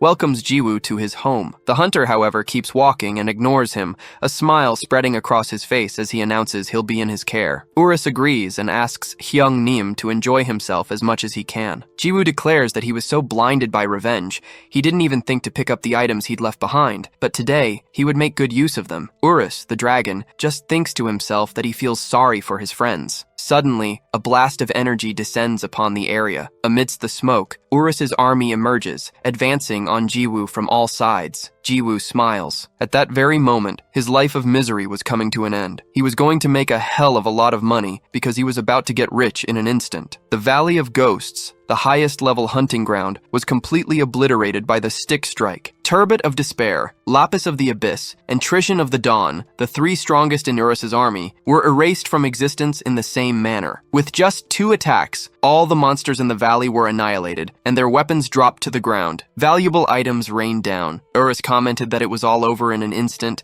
and that they had made out quite well. Jiwoo, however, questioned if it was really over, stating that it was just the beginning. Confused, Urus asked what he meant. The hunter then pointed to the smoke, telling him to look, as the monsters had already reappeared. This was a phenomenon where monsters, after being killed, would respawn after a certain amount of time. However, special entities like the two-headed dragon, Urus, did not. Jiwoo said it was his first time selling items, so he planned to repeat the process at least 100 times. And just like that, another explosion echoed through the valley. In the past, there was a very interesting lecture at Harvard University. The lecturer asked the audience if they all knew Bill Gates, the richest man in the world and founder of Microsoft. He explained that even if Bill Gates found $100 on the ground on his way to work, he wouldn't pick it up. The reason? It would be an economic loss for him. It takes 2 to 3 seconds to bend down and pick up the money, but in that time, he earns at least $150 per second. In other words, he would be losing about $200. However, back in the Valley of Ghosts, the situation was different. With all those items piled on the ground, forming a huge mountain, the time it took to farm 100 waves of monsters was about an hour, including the cooldown time. In total, the accumulated value of the items on the ground was about 15 billion won. According to the lecture, Bill Gates earns approximately 500 million won per hour. In a single moment, a young part-time worker from South Korea had exceeded the hourly income of the richest man in the world. The next day, in the city of Seoul, a saleswoman at a Gucci store was thanking Jiwoo. "Thank you for your purchase. Please come again." He walked out of the store wearing an outfit that cost over 3 million won, having also bought a new car and all sorts of luxury goods. People on the street stared at him in awe, with some commenting that it was the first time they had ever seen a Lamborghini. Jiwoo took off his 2 million won sunglasses and, as he drove away from the area, told himself it was time to show off. He floored it and crashed into a lamppost just moments later. Shocked and with a panicked expression, he yelled, "My 400 million won Lamborghini!" A few minutes later, however, he showed up with a new car, commenting, "Whatever, I can just buy another one." Meanwhile, at the Chrono Life building, Deokbai lit an expensive cigar, placing a hand on his head as he grumbled. He then told the employee to continue with the report, and the man agreed, summarizing that the company was ruined and they should flee. Deokbai asked if there was any way to unblock that bastard's transactions, but the employee stated that, at this point, it was impossible. The chairman continued to complain until his cell phone rang. He answered, already grumbling about his life. On the other end of the line, Jiwoo asked how the chairman was doing, commenting that he was on his way to spend more money and that he must know the feeling. Jiwoo taunted him further, saying he was thinking of doing a good deed and that perhaps the chairman was in need of something. Deokbai then screamed, blaming that bastard for everything. Jiwoo wondered aloud, ironically, if something had happened, then hung up. He wondered what he should buy next, since he'd already acquired all sorts of things. However, he felt that a highlight, a true high point in his life, was still missing. Suddenly, an idea struck him, and his eyes widened. He got ready to drive, thinking to himself that he couldn't believe he'd forgotten the most important thing. In an incredibly expensive building, Jiwoo let out a laugh like a cartoon villain. He announced that his penthouse was of the highest quality, super luxurious, and that everyone was welcome to his new home. Finally, he had achieved the great highlight of his life. But then, he remembered the first thing you're supposed to do when you move. He rang a neighbor's doorbell, holding a rice cake in his hands. A female voice from inside asked who it was. Jiwoo replied that he was the new neighbor who had just moved in and brought some rice cakes as a gift. The young woman on the other side sounded confused and asked him to wait a moment, please. The door opened and Jiwoo, with a smile, began to say that he hoped they would get along, but he froze when he saw who it was. Apparently, his new apartment hadn't been the real highlight. Sarang was standing in her doorway. They both stared at each other, instantly remembering the game. This moment, this was the highlight of Jiwoo's day. Back in the game, in the Valley of Ghosts, a being approached, stopping before the entire army of Urus. The being simply extended its hand and, with chilling indifference, destroyed the entire army, turning it to blood. The 3 strongest warriors of Urus's army appeared, calling him an arrogant human as they advanced on the figure. But the man simply stated that the stupid bastards couldn't even recognize their own master. He unleashed 3 spikes from his back, channeling his power. In an instant, all of Urus's strongest warriors were pierced and annihilated. That monster began to absorb them like a leech, causing all the other monsters to panic. The being remained motionless, thinking that all must perish. Now the 3 strongest of Urus's army could no longer respawn. A system notification announced that he had absorbed the target's levels and stats. The data of Urus's strongest warriors had been completely deleted. The monster just stared at them with a cold expression, remembering the moment Urus lost his first head and gritting its teeth at the memory. When Urus entered his soul form, he had wondered where his other head could be. The being then revealed its identity. It is the lost head of Urus, which exists to ravage humanity. He is Urakan. Meanwhile, the most famous idol in the industry, Han Sarang, whose name in chrono life was Amor, appeared. Jiwoo was stunned to see her, thinking that this was his first time meeting Captain Amor in real life. Han Sarang thanked him, saying she would eat it all. Jiwoo looked at her, surprised, but soon realized it was the famous Han Sarang, whom he hadn't recognized. The door closed and Sarang headed inside. Her Nuna asked what that was, and the idol replied that it was a rice cake the neighbor had given her. She glanced aside, thinking she had seen him somewhere before. She then told her Nuna to eat, and her Nuna thanked her. The two hadn't recognized each other, as their appearances in the game and in real life are completely different. The Nuna brought it up, saying she should hurry and change out of her uniform. Sarang complained, saying it hadn't even been 30 minutes since she got home from school. Her Nuna replied that she could postpone it if she wanted, but she had wanted to get the filming over with so she could play the game. The idol remembered her arrangement to meet him and announced she just needed to change her clothes quickly. The Nuna watched the scene with a smile, thinking that Sarang had obviously found someone special in the game. She wondered who the lucky guy could be, imagining he must be handsome to have stolen Sarang's heart. Inside the game, Jiwoo wondered where the monsters were. He wanted to know what had happened, and if the minions had fled, but Urus asserted that it was impossible. Monsters are programmed to operate in a specific area, making it impossible for them to flee or escape. It was as if they had vanished without a trace. Jiwoo glanced aside, thinking it didn't matter, as there were other places to hunt, and he could just go to another location to make money. Urus reminded him that he was supposed to meet that human, and he confirmed, since it was almost time, the hunt was a bust, so it was better to leave soon. He complained that they were too far from the meeting point, but Urus looked back, sensing that something was off. That was strange. A familiar yet threatening spirit could be felt. Elsewhere in the mountains, Elrose, the giant level 190 snow serpent boss, was being absorbed by Urakan's power. Her stats and levels began to drain away. The dragon salivated, but he knew it wasn't enough. He still wasn't where he wanted to be. To destroy that human, he still had a long way to go. It was then that the goddess of life arrived, with her angelic wings. She questioned how he had gotten so far, commenting that it was to be expected of her dear child since he ate so much. Suddenly, Urakan's spike pierced her. The goddess was surprised. Urakan said it still wasn't enough, but that she looked delicious, and so he began to absorb her. The goddess of life begged him to wait, but she was soon completely consumed. collapsing to the ground, formless. However, the system notified him that the absorption had failed. The goddess of life reappeared, saying she would scold him later, because you can't give mommy a scare like that. She even joked, asking if he was going through puberty. Urakan wondered if it was some kind of hallucinatory magic, as he was certain he had swallowed her. The goddess, however, said that wasn't important. The dragon concluded that she wasn't food he could devour,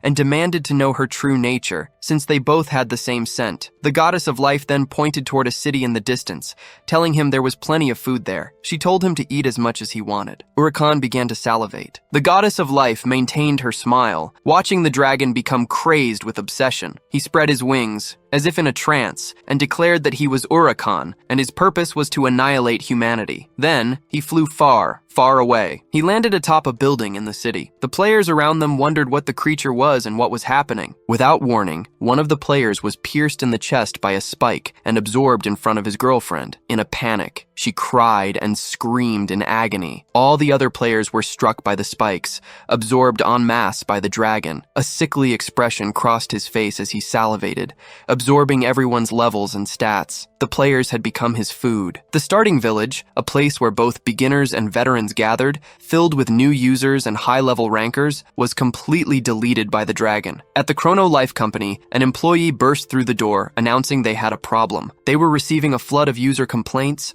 from calls to customer service to all sorts of reports and YouTube live streams. The support department was practically paralyzed. The team was checking the situation and asked them to wait. To be attacked by a monster and have your character deleted was crossing the line. Deokbai complained about the whole situation, sarcastically asking if Urakan had shown up yet, and if this wasn't fun. The employee asked how it could have happened. Deokbai ordered that, from now on, they were to monitor only 2 characters, the first being Urakan. In the burning city, the dragon stood motionless. The goddess of life commented that he was incredible, and that she hadn't imagined he would eat everyone, turning the city into a ghost town in an instant. Urakan continued to salivate, saying it still wasn't enough and that she had to tell him where to find more food. The goddess replied that she didn't know about the next meal, but then her expression shifted into a smile. She said she knew of one in another direction, and that it would be a delicious meal for him to absorb. In a forest area at 7:34 p.m., Sarang trembled with rage, remembering what she had said. If he was late, she would take his life. She was sure she'd told that bastard. Looking to the side, she thought that little shit was taking too long, until she realized Urakan was right behind her. The girl was a level 24 fighter,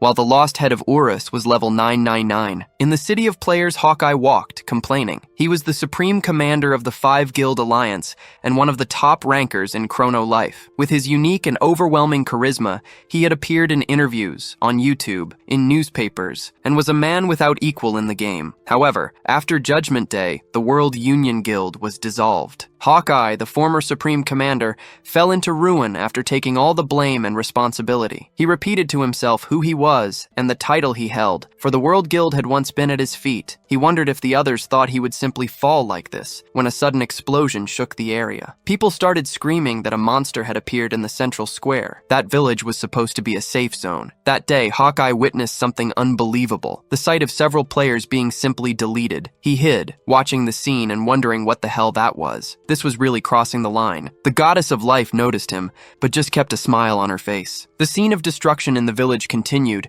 until the moment they both began to fly, moving far away from there. Hawkeye watched everything with the system screen open, thinking about the notice board. Suddenly he began to laugh, a laugh that bordered on madness. The monster in front of Sarang startled her. She thought, I don't think this guy is a player. Was there a monster like this on the Hill of Beginners? The goddess then appeared, saying, It's a pleasure to meet you, Captain Love. Sarang questioned her. Do you know Underpants? He's the only one who calls me that. She continued, annoyed. I almost hit him. Why did you give your character such a scary skin? Luna asked. Are you close to him? Sarang replied, For now, actually, I just felt like playing with him a bit, even though I don't like him that much. He just won't leave my shadow. The goddess of life's face darkened for a moment, but she quickly forced a smile. Earlier, while facing the Hallison Guild, Luna was already in a bad mood because of Jiwoo, who had spoken with Captain Love. You are truly very annoying, said the goddess. Sarang, confused, asked, What do you mean by that? Before she could react, she was pierced by spikes, lifted into the air by a blow from Urakan, as her HP bar dropped to 0. Luna declared coldly, Please, go to hell. You were overrated. Sarang fell to the ground, and from her body, Only the scarf she wore remained. Urakan absorbed the player's stats and levels, commenting, "Delicious." "That was quite a meal," Luna replied. "Of course. After all, she was a piece of a god." Urakan seemed to question the statement, but the goddess just walked over to the scarf on the ground. "That's not important," she said. "Don't worry about it." Stepping on the scarf that was on the ground, she asks if they should go eat more delicious food. However, Jiwoo interrupts her, wanting to know where the sickos were going. Both turned around, coming face to face with an angry face. The goddess breaks into a smile, saying it's been a long time, and asks how he is. Jiwoo, however, tells her to shut up. He warns her to get her filthy pig's foot off the scarf if she doesn't want to lose her life again. The goddess looks down at the scarf she was stepping on and moves away, saying she's sorry and that she did it by mistake. Jiwoo watches her coldly. He then turns to Urakan, calling him human with tentacles, and warns that the beating would start with him. Jiwoo raises his staff high. A blast of power stronger than any ever seen is unleashed. The dragon's face lights up for an instant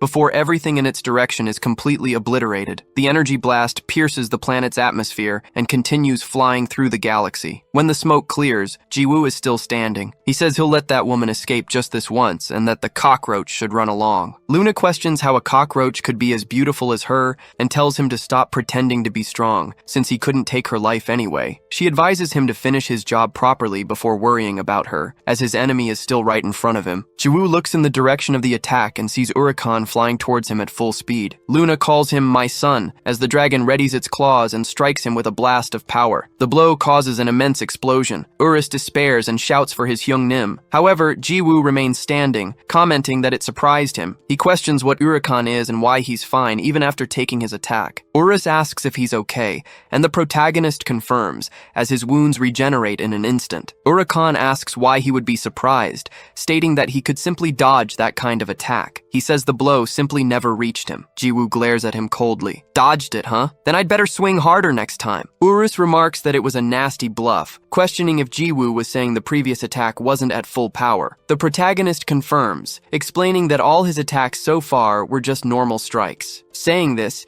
he releases an immense energy, leaving Urakan completely terrified. Jiwoo releases energy from his chest, activating the novice skill, Swordsman's Spirit Master. Until now, he could only use one of his skills. He then addresses Urakan, calling him "son of a cockroach." He warns him that, for the first time, he will use a skill. If he gets hit, he'll be gravely injured, so he'd better do his best to dodge. Jiwoo grips his stick with all his might and orders the system to activate the skill Continuous Cut. The unleashed blow flies out of the planet, heading towards Saturn. With every second the attack travels, memories of Sarang flood Jiwoo's mind, and he grows enraged by everything that has happened. The blow seems to completely erase Urakan's existence before continuing on its path and piercing through Saturn. The planet initially begins to dissipate the shockwaves, but it suddenly glows brightly and explodes, causing destruction on a planetary scale. And that was Continuous Cut, the most basic skill of a swordsman. Meanwhile, elsewhere, a live broadcast was about to begin. Hawkeye appears on the screen, introducing himself as the Supreme Commander of the World Union. The chat immediately calls him a loser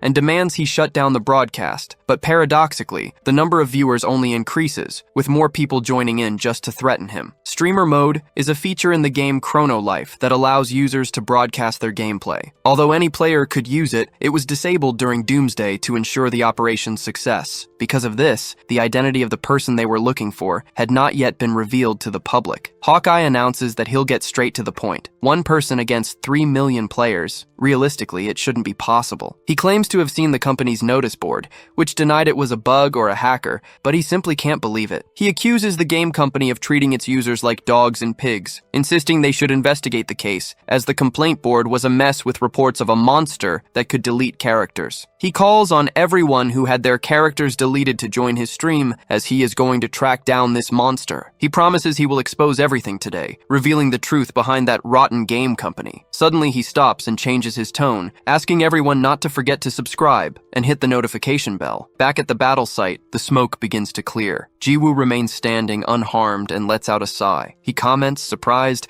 that Urakan was incredible for having survived. Jiwoo can't believe he managed to avoid a fatal blow and wonders how he did it. Despite having survived, the monster was completely wounded. The being then formally introduces himself. He is Urakan, and his sole purpose is to annihilate humanity. He reveals himself as the strongest boss, the lost head of Urus. Urus confirms that he knew, saying the familiar presence he felt earlier wasn't just his imagination. He asks Hyung-nim to be careful, as that bastard could be the reason for the disappearance of the monsters in the Valley of Ghosts. Captain Love's death earlier must have also been his doing. As Jiwoo processes the information, Urakan watches the conversation from a distance, repeating that he will take his life before launching another attack with his claws. Jiwoo asks if he's serious, remembering that Love's character had been completely deleted. At that exact moment, Urakan attacks, but the protagonist blocks the blow by touching the monster's head with his staff and activating non-lethal attack. An immense explosion echoes through the area. Hawkeye runs toward the battle, shouting for everyone to stay alert as he gets closer for a better look. Jiwoo spins his staff and strikes Urakan's abdomen, once again using non-lethal attack and causing another massive explosion. Urakan spits blood, grunting in pain, but still tries to advance one more time. Jiwoo simply prepares another attack, this time using the burst attack version. Several blasts of energy strike the monster's body in succession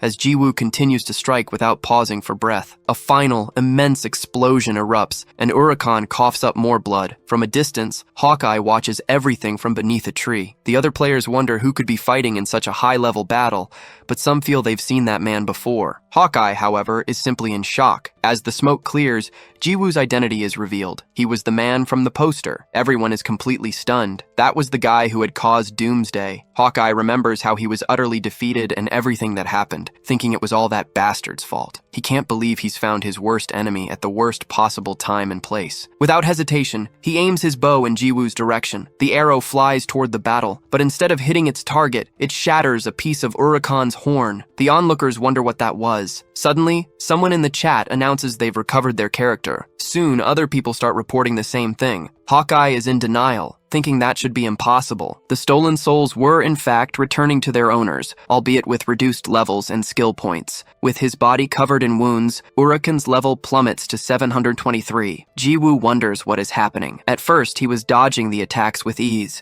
but now he realizes the monster has gotten slower. Urus explains that the energy the bastard had absorbed was returning to its original owners. Meanwhile, at the company building, one of the team leaders states that he understands the situation. He explains that the player's data wasn't deleted, but rather transferred to Urakan's horns. Deokbai, surprised, questions how he, a developer, didn't know about this. The employee replies that he was the design team leader. Back in the fight, a smile spreads across Jiwoo's face. Is this for real? So, if I beat the hell out of this bastard, will Captain Amor return too? The mention of the name seems to startle Urakan. He grinds his teeth in rage and charges forward, screaming that Jiwoo is nothing but insignificant food. Jiwoo responds with a continuous attack, using the non-lethal version of his skill. The blows land squarely, dealing immense damage to the monster. The system notifies that another stolen soul has returned to its owner, and Urakan's levels have been reduced again. Now he was at level 389. On Hawkeye's livestream, the number of viewers just keeps increasing. People in the chat comment that he was the guy who caused doomsday, a player killer. However, now they were getting their characters back thanks to him. Hawkeye, who had been watching with his jaw dropped, closes his mouth. He lowers his bow, giving up on attacking the protagonist. In the penthouse where Sarang lives, she watches the stream on her phone, already in her performance outfit. The viewers celebrate and cheer for Jiwoo. Sarang watches the scene, also with her jaw dropped, and remembers when Jiwoo used to run after her, asking to be carried in the game. The girl reflects on how much he has changed. Back in the game, the smoke from the attack starts to clear. Urakan is kneeling on the ground, his body completely ravaged by the non-lethal strikes. His stats were now equivalent to those of a level 180 player. Jiwoo swiftly closes in. Urus remarks that all the energy in the bastard's body is gone, causing him to revert to his original form. I can tell, Jiwoo replies, wondering how he should end this. Urakan just drools, unable to move, and tries to babble his own name. Suddenly he launches a final spike, which impales the protagonist. It's a direct hit. Everyone watching the stream is completely shocked. Urus's jaw drops, while Urakan opens his mouth in a triumphant roar. Urakan screamed that he was a creature destined to annihilate humanity, as Jiwoo's levels were absorbed as if by a leech. Desperate, Urus tried to call out to his his young Nim, screaming as the protagonist was torn in half. Urakan continued to absorb his target's level. What was left of Jiwoo fell to the ground like a twig, and the monster's horn began to grow back. He then burst into laughter, shouting that it was delicious, and that it was his first time having such a fine meal. His level reached 999, but Urakan declared that it wasn't enough. His hunger would never be sated, for he was Urakan the gluttonous. Urus approached what was left of his friend, kneeling beside him. He broke down in tears, calling out for his Hyungnim. Suddenly, the hidden skill healing factor was activated, and the damaged parts began to regenerate. Urakan felt an immense growth in his belly and began to suffer. His belly started to crack, forming a face that stretched out from the monster, turning to stare at him coldly. The face gave a smile that left Urakan completely terrified. The creature screamed in agony, while the protagonist just laughed at the situation. A piece of Deokbei's cigar fell to the ground. Everyone wondered what that disgusting thing was. From above, Luna watched everything, completely astonished. Jiwoo continued his chilling laughter, saying that this was quite fun, and that Urakan looked like an earthworm. Urus questioned if it was really him, and the protagonist confirmed it. Urakan gritted his teeth in anger, screaming that Jiwoo was the child who existed only to annihilate humanity, and once again calling himself Urakan the gluttonous. But his shouting suddenly stopped. Jiwoo began to absorb his belly, using the matter to form his own body. His form began to reshape itself, startling Urus. Urakan could only groan in pain as he was being sucked in. Jiwoo stepped onto the ground, completely reformed. The enhanced skill healing factor recovery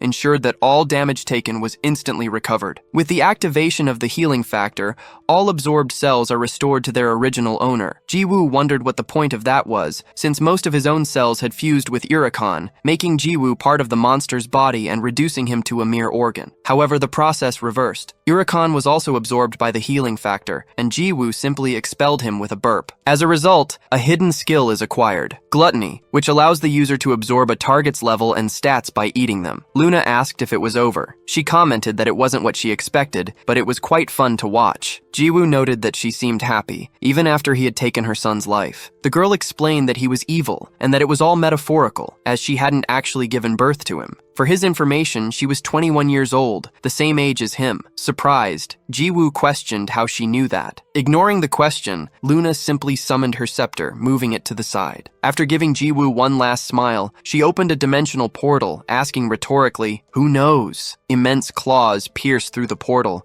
revealing the hand of an absurd creature. Jiwoo was completely shocked. Luna walked to the top of that hand and said her goodbyes, saying she would see him around and calling him for the last time, Mr. Loser. Meanwhile, at the company, Deokbei's cigar fell from his mouth. He ordered them to handle the situation by posting a notice about a reward event and to continue monitoring what he had requested earlier. Remarking on how entertaining the situation with Urakan was, he gave a new directive. From now on, they were to focus their monitoring on just two people. One of them, formerly Urakan, and the other, Luna. Back in the old starting village, players raised their hands high, glorifying Jiwoo's deeds and shouting that he was a hero. Some people played trumpets, calling for all residents of the starting villages to hail their game's hero. Jiwoo put a hand to his head, being dramatic. He wondered who had revealed his secret and his strength, ruining any plan to hide his power. Hawkeye's live stream peaked at 235,000 viewers, and clips of the event spread across various communities, like YouTube. Amid the praise, an elf shouted for them to stop talking nonsense,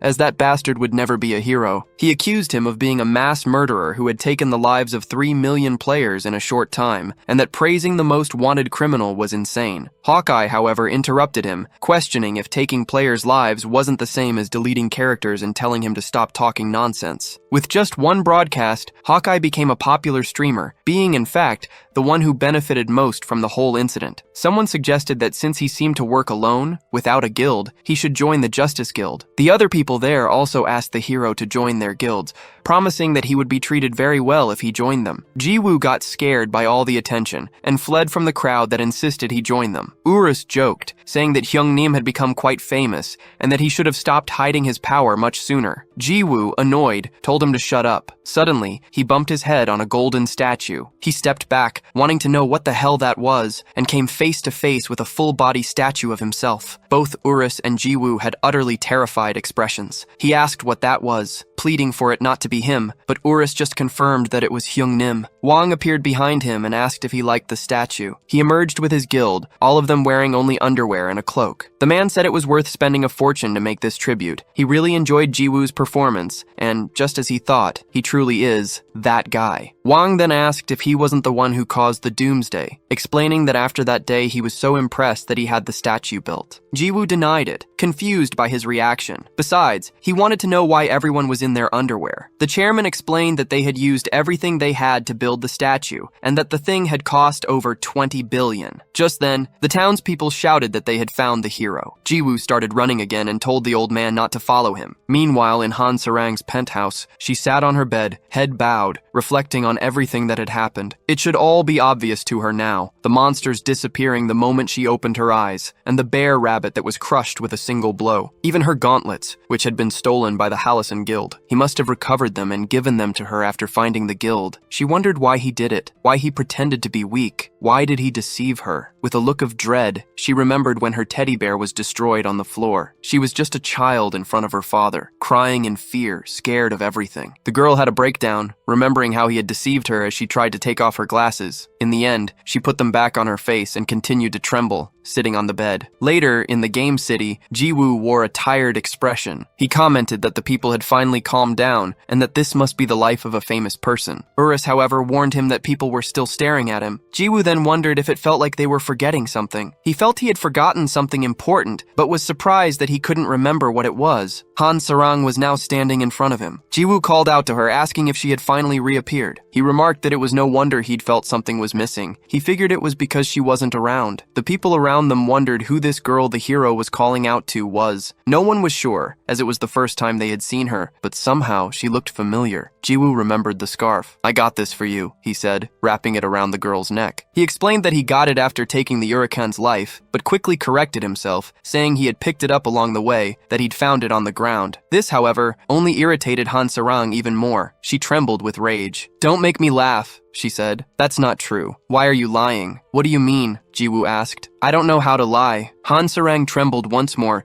this time with anxiety, and gritted her teeth. "Underpants!" she called him. "Weren't you the guy who delivered rice cakes to my house?" Jiwoo was confused, wondering what she was talking about, but then he realized what had happened. Remembering the moment he'd delivered the rice cake to her, he was in complete shock. "It can't be," he murmured. "Captain Love was Han Sarang." The girl then confirmed it, as the audience watched the drama unfold. "That's my identity in the real world, outside the game." Han Sarang's story was that of a girl who simply loved to sing. "Are you crazy?" her Nuna questioned. "You can't just reveal your identity in front of so many people. Do you have shit for brains?" She was already the #1 trending topic online, and it was a total frenzy, with journalists clamoring for interviews. On top of that, you customized your character to look exactly like you. You should have thought of that before you started playing. Customization is a feature in the game used to alter a character's appearance, but in virtual reality, the law requires players to log in with their real-life looks. The Nuna yelled that she should have at least changed her hairstyle, and that it was a miracle her identity hadn't been exposed until now. "And what's the big deal?" Han Sarang retorted. "I wasn't even trying to hide it. Is it a sin to play a game? Why should I have to hide my identity? I play to have fun, so I shouldn't have to care what other people think. It's because I'm afraid your real personality will be exposed.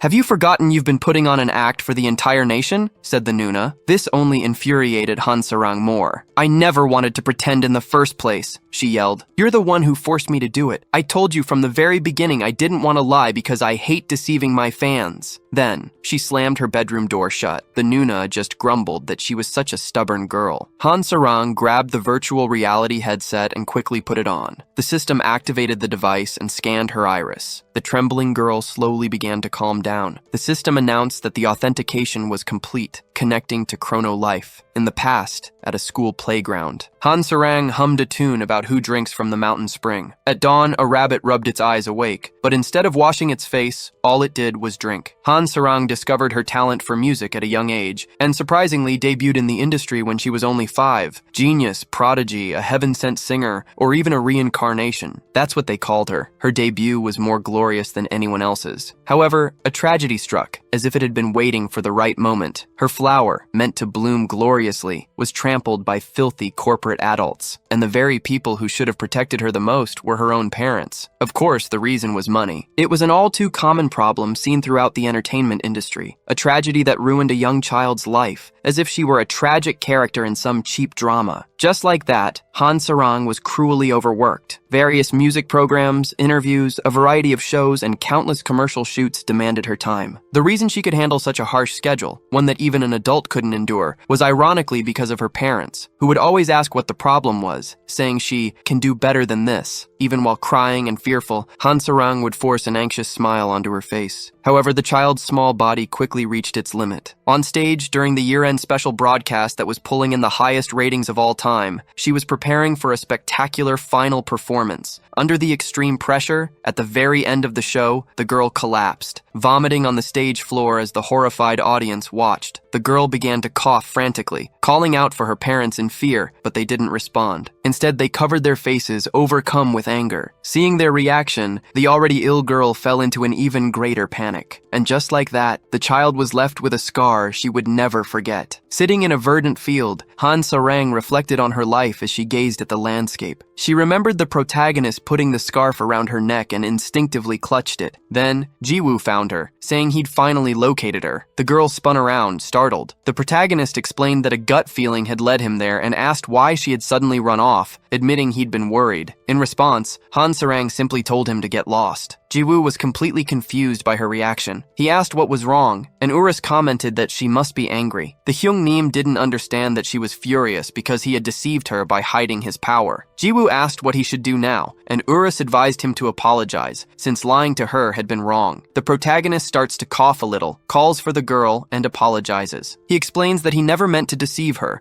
and had planned to tell her the truth eventually, but the right moment never seemed to come. Han Sarang clutches the scarf in her hands, stands up, and asks if he really thinks a simple apology will fix everything, especially after he lied so easily. Jiwoo asks what she means by that, but his confusion turns to panic as a griffin swoops down from the sky and seizes her. The girl was in danger. Jiwoo screams her name in desperation as he watches the creature take flight. Riding the griffin, a figure asks if he grabbed her too forcefully, saying he didn't want her to pass out. Urus is utterly shocked, immediately recognizing the man. Jiwoo yells, asking who the bastard is and demanding he come back. The man ironically apologizes to the Mr. Hero, explaining that certain people wish to meet Miss Han Sarang, and so he'll be borrowing her. The protagonist curses at him as he draws his staff. Urus shouts, warning his Hyungnim not to attack recklessly, as the man is extremely powerful. Ignoring the warning, Jiwoo unleashes an upward strike, releasing a powerful blast of energy that surges toward the man on the griffin. However, the kidnapper merely sighs and activates his ability. 8 sights and 8 mirrors. Using the 5th sight reflection, he turns the protagonist's own attack back against him. Jiwoo was still in his attack stance when his own blast came hurtling back at him, leaving him completely stunned. The energy hits him head on. The explosion is so powerful that the shockwave devastates the landscape and extends beyond the atmosphere. Everything to Jiwoo's right is annihilated, including his own arm. Urus screams for his Hyungnim, desperately asking if he's all right. The protagonist had just sustained a critical injury, and his healing factor activates immediately. A new arm grows in its place. Jiwoo looks up, filled with rage. Urus asks if he realizes now that this person is no ordinary human. The man's name was Habayak, and he is in existence just like Urus. Jiwoo questions if in that case he shouldn't be a weakling. However, Habayak's mirror shatters. He is completely surprised by this, but soon a smile spreads across his face as he says that Jiwoo is truly incredible, the first to break his defense since that person. However, he declares that a mere human does not deserve to possess the fragment of a god. In a hidden tower in the western forest, Han Sarang wakes up and quickly backs away,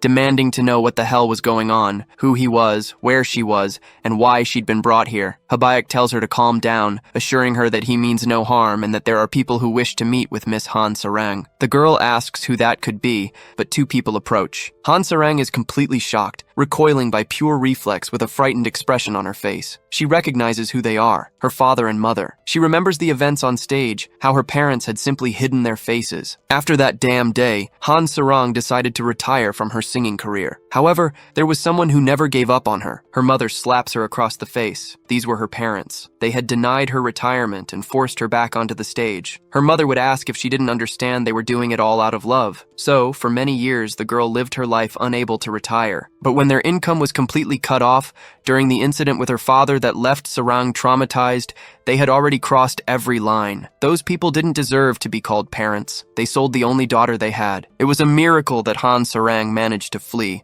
and only because of that did she escape. The only place the little girl managed to reach was the police station. Thus, Han Sarang was finally freed from her years in hell. The court issued a restraining order against her parents, who tried to appeal, but of course it failed. Thanks to the protection of the law, she was completely free from them. However, after everything that had happened, Han Sarang was already mentally broken. The girl carried an extreme trauma related to lies. Since then, she never left her room, and her only escape at the time was online games. Spending her time alone in the dark room, her eyesight deteriorated rapidly, and she had to start wearing glasses. Because of the memory of those days, she still gets anxious in real life if she takes off her glasses. The day she stepped out into the world once more will be told a little later. Back in the present, Han Sarang is with her parents. She trembles with pure anxiety, asking about the restraining order. They reply that they entered the game after seeing an article saying she played Chrono Life. They say it still would have been difficult to find her on their own, but fortunately, someone helped them this time. Habaek simply says his goodbyes, telling them he'll step out for a bit so they can talk freely, and immediately disappears from the spot. Sarang's mother says she's grown up so much. They had only seen her on TV, but it was so good to see her, even if it was in virtual reality. She laments how cruel the world is for using the law to separate parents from their daughter. Han Sarang begins to have a breakdown, grinding her teeth in anguish. Then she asks what they want and says that if it's nothing, she can just log out. Her mother shouts that they are very sorry. She says they've wanted to apologize for some time and that they were too harsh that day. She asks if Sarang could forgive them, if possible, because they want to have a happy life with her once again, like in the old days. Meanwhile, Habaek is walking outside the tower. His griffin suddenly stands up. Jiwoo was standing right behind him. Habaek says that place was kept secret, but he supposes Urus guided him there. He starts to explain, but Jiwoo tells him to shut up. Jiwoo states that he will fight again,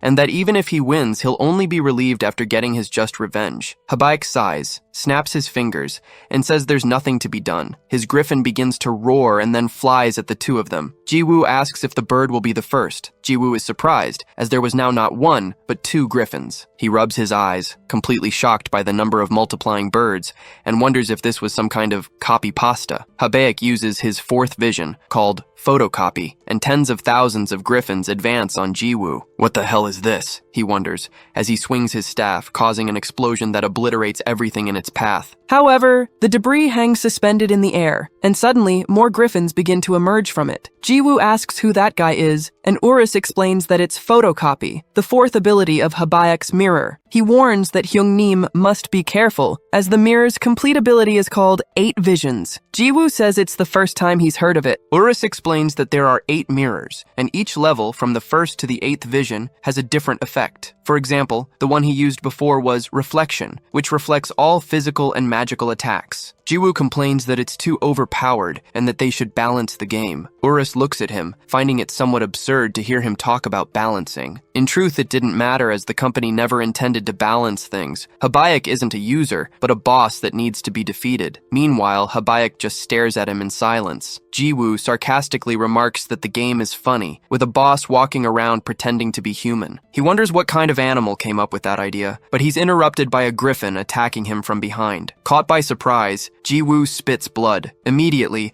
the other griffins shoot fireballs, launching them all at the protagonist. Despite the powerful attacks, Jiwoo remains standing, complaining that they scared him for a moment. Then he rises with his staff in hand and uses his skill, Continuous Cut. The griffins in front of him begin to dissipate. Habaek, however, just sighs once more. He says it's useless. No matter how many Jiwoo defeats, since he can copy as many as he wants with photocopy. To prove his point, other griffins appear in place of the old ones, growling at the protagonist. Jiwoo asks if he's being serious and realizes that to win, he also needs to shatter that mirror. Habaek, in turn, just maintains his evil smile. Jiwoo uses continuous cut once more, eliminating all the creatures. However, as soon as the griffins are reborn, he unleashes another barrage of continuous cuts. After repeating this action a dozen times, planet Earth begins to emanate many beams of light and tremble with each continuous cut launched. Finally, the mirror cracks a little. Habaek is completely surprised by this, wondering who this guy was. Jiwoo simply pointed the stick at him,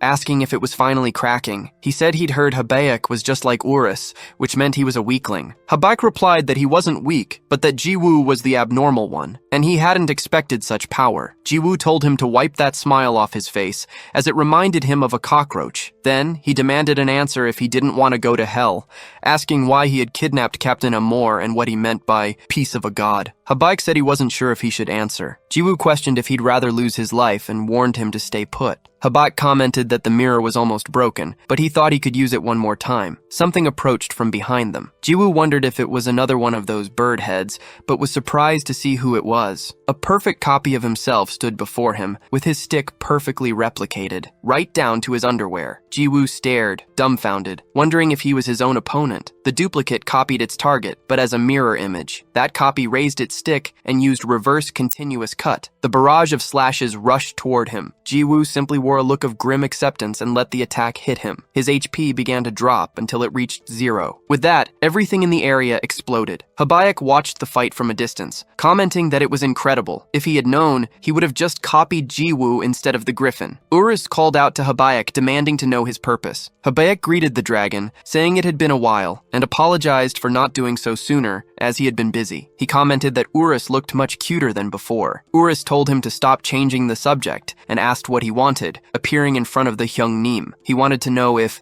that person had sent him. Habaek called Urus by name, and asked if he could pinch his cheeks just once, to which the dragon called him a piece of shit. Suddenly, something on the ground began to grow. The pieces of flesh writhed rapidly, taking on a sinister form. Habaek questioned what it was, while Urus wondered if everything was starting all over again. The healing factor activated, and Jiwoo's health was fully restored. He walked forward, fully recovered, but his body still twitched like a character from a horror movie. Suddenly, the newly formed figure called out to Habaek, startling the villain. Jiwoo's copy appeared behind him. Jiwoo turned and said, "There you are, you damn imposter!" The copy just stared at him in silence. Urus commented that the clone looked even more like a fake than the original, but Jiwoo told the dragon to shut up. The copy grips his staff tightly and unleashes a downward slash against the protagonist.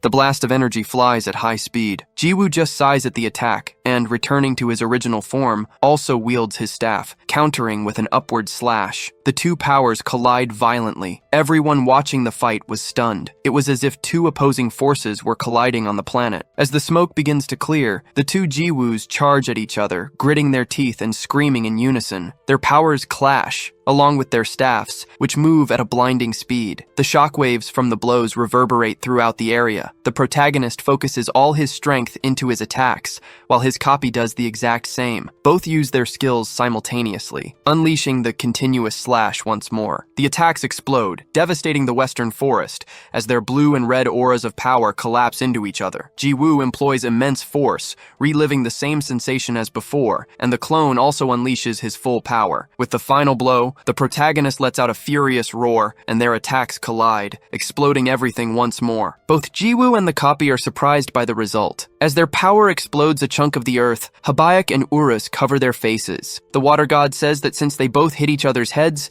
the blow must have destroyed them both, but Urus just calls out for his Hyungnim. The smoke from the site begins to clear, revealing both the copy and the protagonist writhing on the ground as shapeless masses, using their healing factor to become human again. Habaek comments that while they aren't insane, it seems this is the only way they can recover. Both return to their normal forms and charge towards each other, their forces colliding once more. The blue and red explosion engulfs the mountain, as their spectators continue to watch from a distance. Urus says it was about time time, Habayak answered why he was hindering Hyung Nim and why he kidnapped Captain Love. Habayak keeps a smile on his face, saying that, as expected, Urus knows nothing and tells him to pay attention to the others. He continues, stating that not even that person can act carelessly around him, the strongest being in chrono life. This was the proud Urus. Habayak then says he would also like to ask something. Why was Urus, who never had any interest in anything in the world, accompanying a mere human? Why? Urus repeats, wondering if Habayak still hadn't realized. His colleague says that in any case,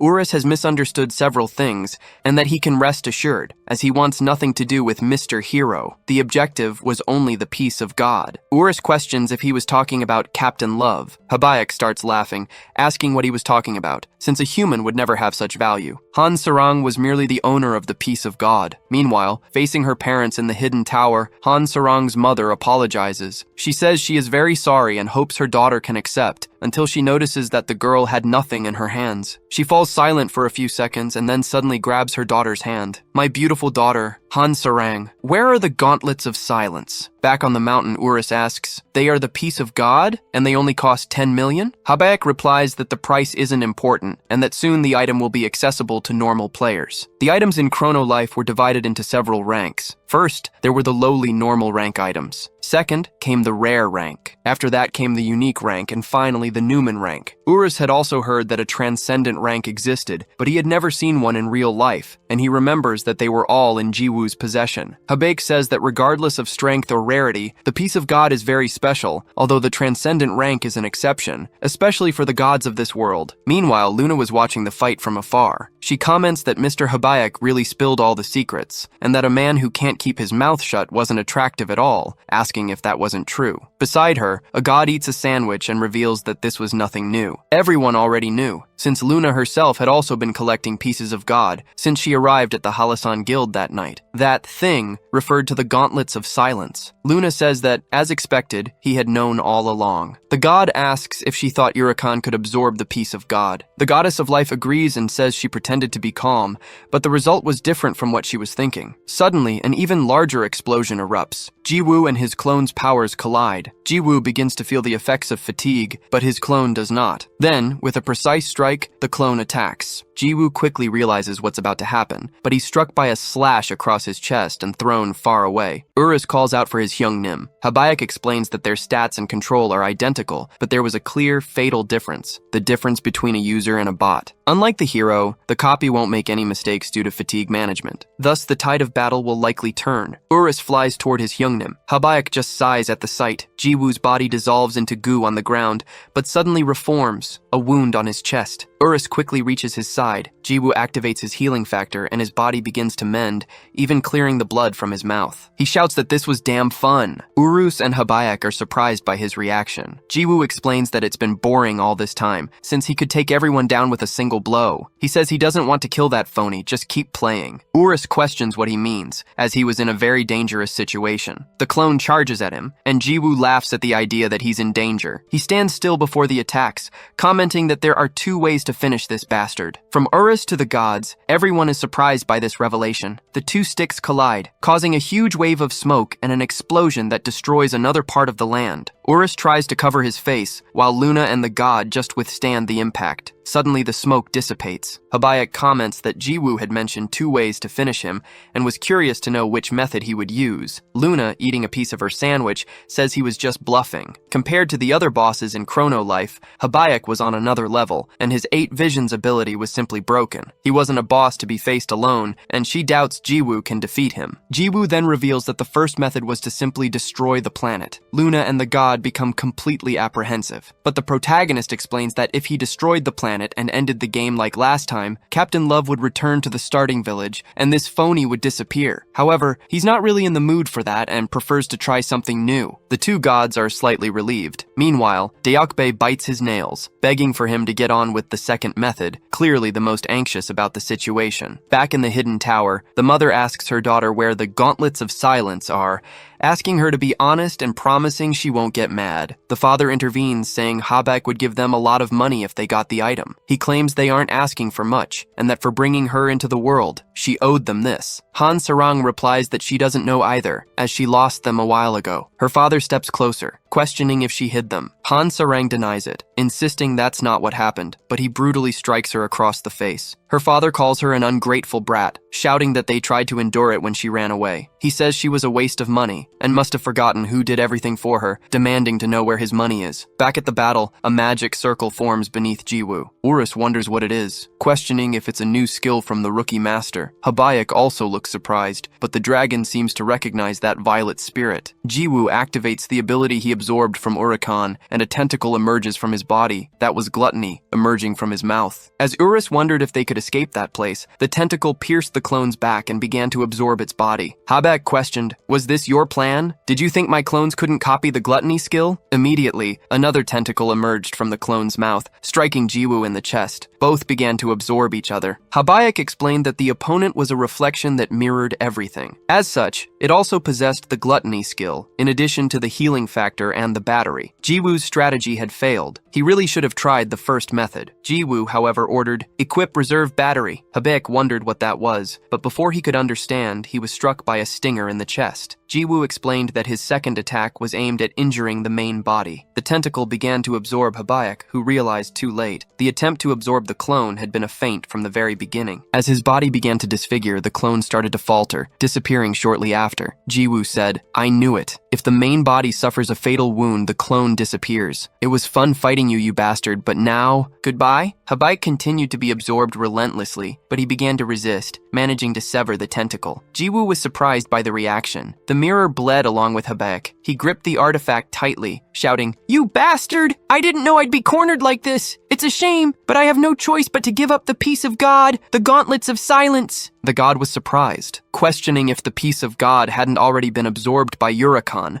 and if Habayak was unaware. Luna denied it, admitting she hadn't told him. Habayak flew high into the air, announcing he would retreat for now. Jiwoo retracted his tentacle and taunted, "How dare you leave? You're just a loser giving yourself permission to flee." "You're right," Habayak agreed. The loser should run with his tail between his legs. With that, he threw the mirror toward Jiwoo, who acquired the artifact imbued with one of the 8 visions. Jiwoo questioned the gesture, and Urus was surprised that Habayak had given him the item. Habayak told him to accept it, considering it a reward for defeating the raid. He explained that it wasn't a formal reward, but something he would have given him anyway for being spared. Jiwoo asked why he would do that, since he could get better items by taking his life. Habayak agreed, but explained that he needed to be alive for the mirror to work, which was why it was better to let him live. With that, he bid farewell and left. Ownership of Habayak's mirror was transferred, and Jiwoo was now its new owner. He, however, just shrugged, thinking it didn't matter. His main objective in the first place had been Captain Love, not the man with the mirror. Inside the hidden tower, in the same room as before, Han Sarang's father continued to assault her. He yelled that she was an ungrateful brat and had no idea of the suffering they had gone through because of her. He demanded that she obediently listen to her parents, calling her rebellious, and asked if she had forgotten who brought her into this world. The girl fell to the floor, keeping her head bowed. The old man sighed, tired, but then a smile spread across his face. "That's right," he said. "Now that it's come to this, we no longer need the gauntlets of silence. From now on, we can just take the money from him." Han Sarang thought she couldn't take it anymore. Her mother approached and said this was a game and that the court's protective order didn't work here. She couldn't even run away. As Han Sarang clenched her fists,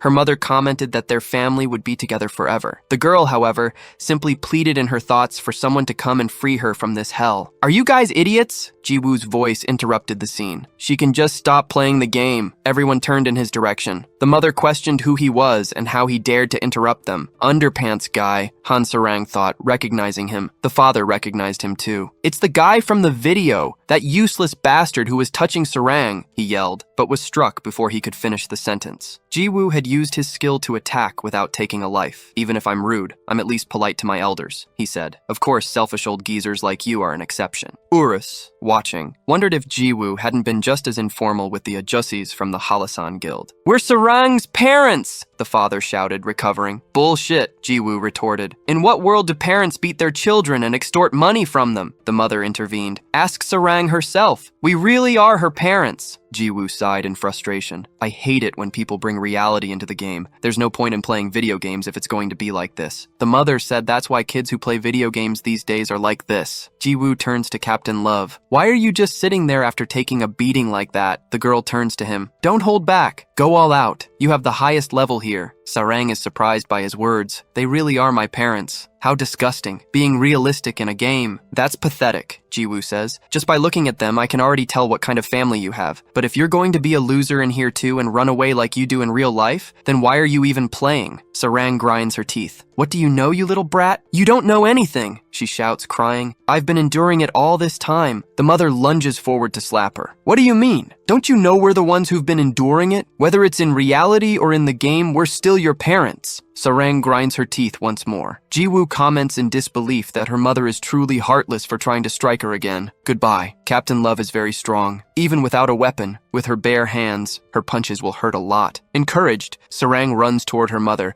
who backs away, frightened and grinding her teeth. Bad memories from her childhood flood the girl's mind. Sarang charges forward with a clenched fist, crying, and lands a direct hit on her mother's face, sending her flying from the impact. Sometime later, Sarang appears in an interview about her, a famous idol, being a player of the game. Yes, that's me. I've been enjoying Chrono Life a lot all this time. The interviewer comments that the game is quite realistic and asks if she doesn't mind taking the life of even a rabbit. Of course I can pummel the monsters. It's a great stress reliever, she replies. The idol had completely overcome her trauma and now lives comfortably. Her anxiety disappeared, and she doesn't even need to wear glasses anymore. The interviewer observes, that's the opposite of how you normally are. The opposite, Han Sarang repeats. Maybe the way I am in the game is who I really am. The audience blushes at her declaration. Sarang continues, but who cares about things like that? Who I really am. If you're looking for reality in a game, then there's no reason to play. In his house, Jiwoo watches the interview on TV. Jiwoo sighed, wondering if it was because of her cool and honest answer that she now had so many more fans all supporting her. He supported her as a fan too. The media's narrative was perfect. The idol Han Sarang, who overcame her trauma, had left the world of gaming to live happily in reality. Upon entering Chrono Life, however, the reality was different. Sarang shouted, "That damn brat is late again. He has a habit of doing this. Does he really want to go to hell?" Jiwoo defended himself, saying he came as soon as he watched the interview and that she was the one who should be at the broadcast station. "The interview was pre-recorded," she retorted. In truth, the idol hadn't stopped playing after overcoming her trauma. On the contrary, she was now logging in more frequently, and from what he'd heard, had even reduced her professional schedule. Sarang hurried him, saying they didn't have time and had to go. Jiwoo, confused, asked where. "Are you going to get hung up on details?" she scolded him. "It seems you've forgotten and still haven't accepted my apology." "It's fine," Jiwoo said, starting to follow her. A victorious smile spread across Sarang's face. "I'll forgive you this time, since you'll be the one carrying me." The protagonist questioned what she meant by that, but then he quickly remembered the past, when he had asked her to carry him. Back then, Sarang had said she was a newbie and didn't know anything. Now she turned, approached him and asked, "Please carry me, Master Jiwoo." Chrono Life was the #1 virtual reality game in the world. Due to its large number of players, there were many guilds. Among them all, the most powerful were nicknamed the world's 5 great guilds. Each possessed its own strength and peculiarities, which made them worthy of their reputation. However, one guild took a completely different path from the others. They possessed a formidable intelligence network, surpassing even the Global Information Guild, and their long-range operations covered the entire continent. All members of this guild belonged to the rogue class. It was the Robin Hood Guild, one of the 5 greats, an organization worthy of praise completely annihilated in just one night. The guild leader stared at the destruction for a few seconds, then turned and leaped towards the moon. He landed with an acrobatic flip, using the mountainside as a springboard for another jump. Suddenly, another man appeared behind him and asked, Well, do we still have a little rat alive?" The guild leader perceived the threat and reacted with a piercing slash that split the man in two. However, what seemed to be a body dissolved, revealing it was just an illusion. The man's voice echoed, saying he was better than the rest of them, before his presence vanished completely. The guild leader was confused, not understanding what had happened, as the impact of the blow felt strange. Suddenly, he was struck from behind. The attacker said that even so, he was still just around their level. From the impact, the guild leader spat blood and questioned who he was and why he was doing this. The man replied that it was obvious, as a mask materialized on his face, revealing he was also from the guild. Then, he added that the reason was simply because it was fun. On another day, near a forest, a carriage traveled down a road, pulled by a large cat. The coachman announced they were almost there and would soon reach the Rocky Mountain dungeon. Inside the carriage, Jiwoo ate some meat and commented that the place was closer than he thought. Sarang replied that you could already tell from the map and that they would arrive in about 5 minutes. The vehicle the two were using was a popular service in Chrono Life, the Meow Meow carriage. The Molino cat, which inhabited that world, was tamed and trained to pull carriages. Surprisingly, the founder of this service was just a random user with the tamer profession, and the business's success made him more profit than most small business owners. Sarang exclaimed that they had arrived and that the place was really big. Jiwoo thought that their destination, the Rocky Mountain dungeon, reached up to 1,000 meters above sea level and was inhabited by various mid-level 30 monsters, making it a popular hunting ground for newbies. That's what I heard, he reflected, since level 7 was as far as I ever got. Anyway, after that long introduction, the reason they were there was to carry Han Sarang. At the time, she had been more serious than he imagined, and somehow he ended up in this situation. He wondered what level he would have to carry her to, thinking it would be better to go straight to the Urus's nest and max out her level. His thoughts were interrupted when he looked at the girl's hands and remembered something. He said he had prepared a gift for her, and Sarang questioned the sudden gesture. Jiwoo then summoned an item from his inventory, bringing back the transcendental gauntlets. Jiwoo explained that he had forgotten the gauntlets last time,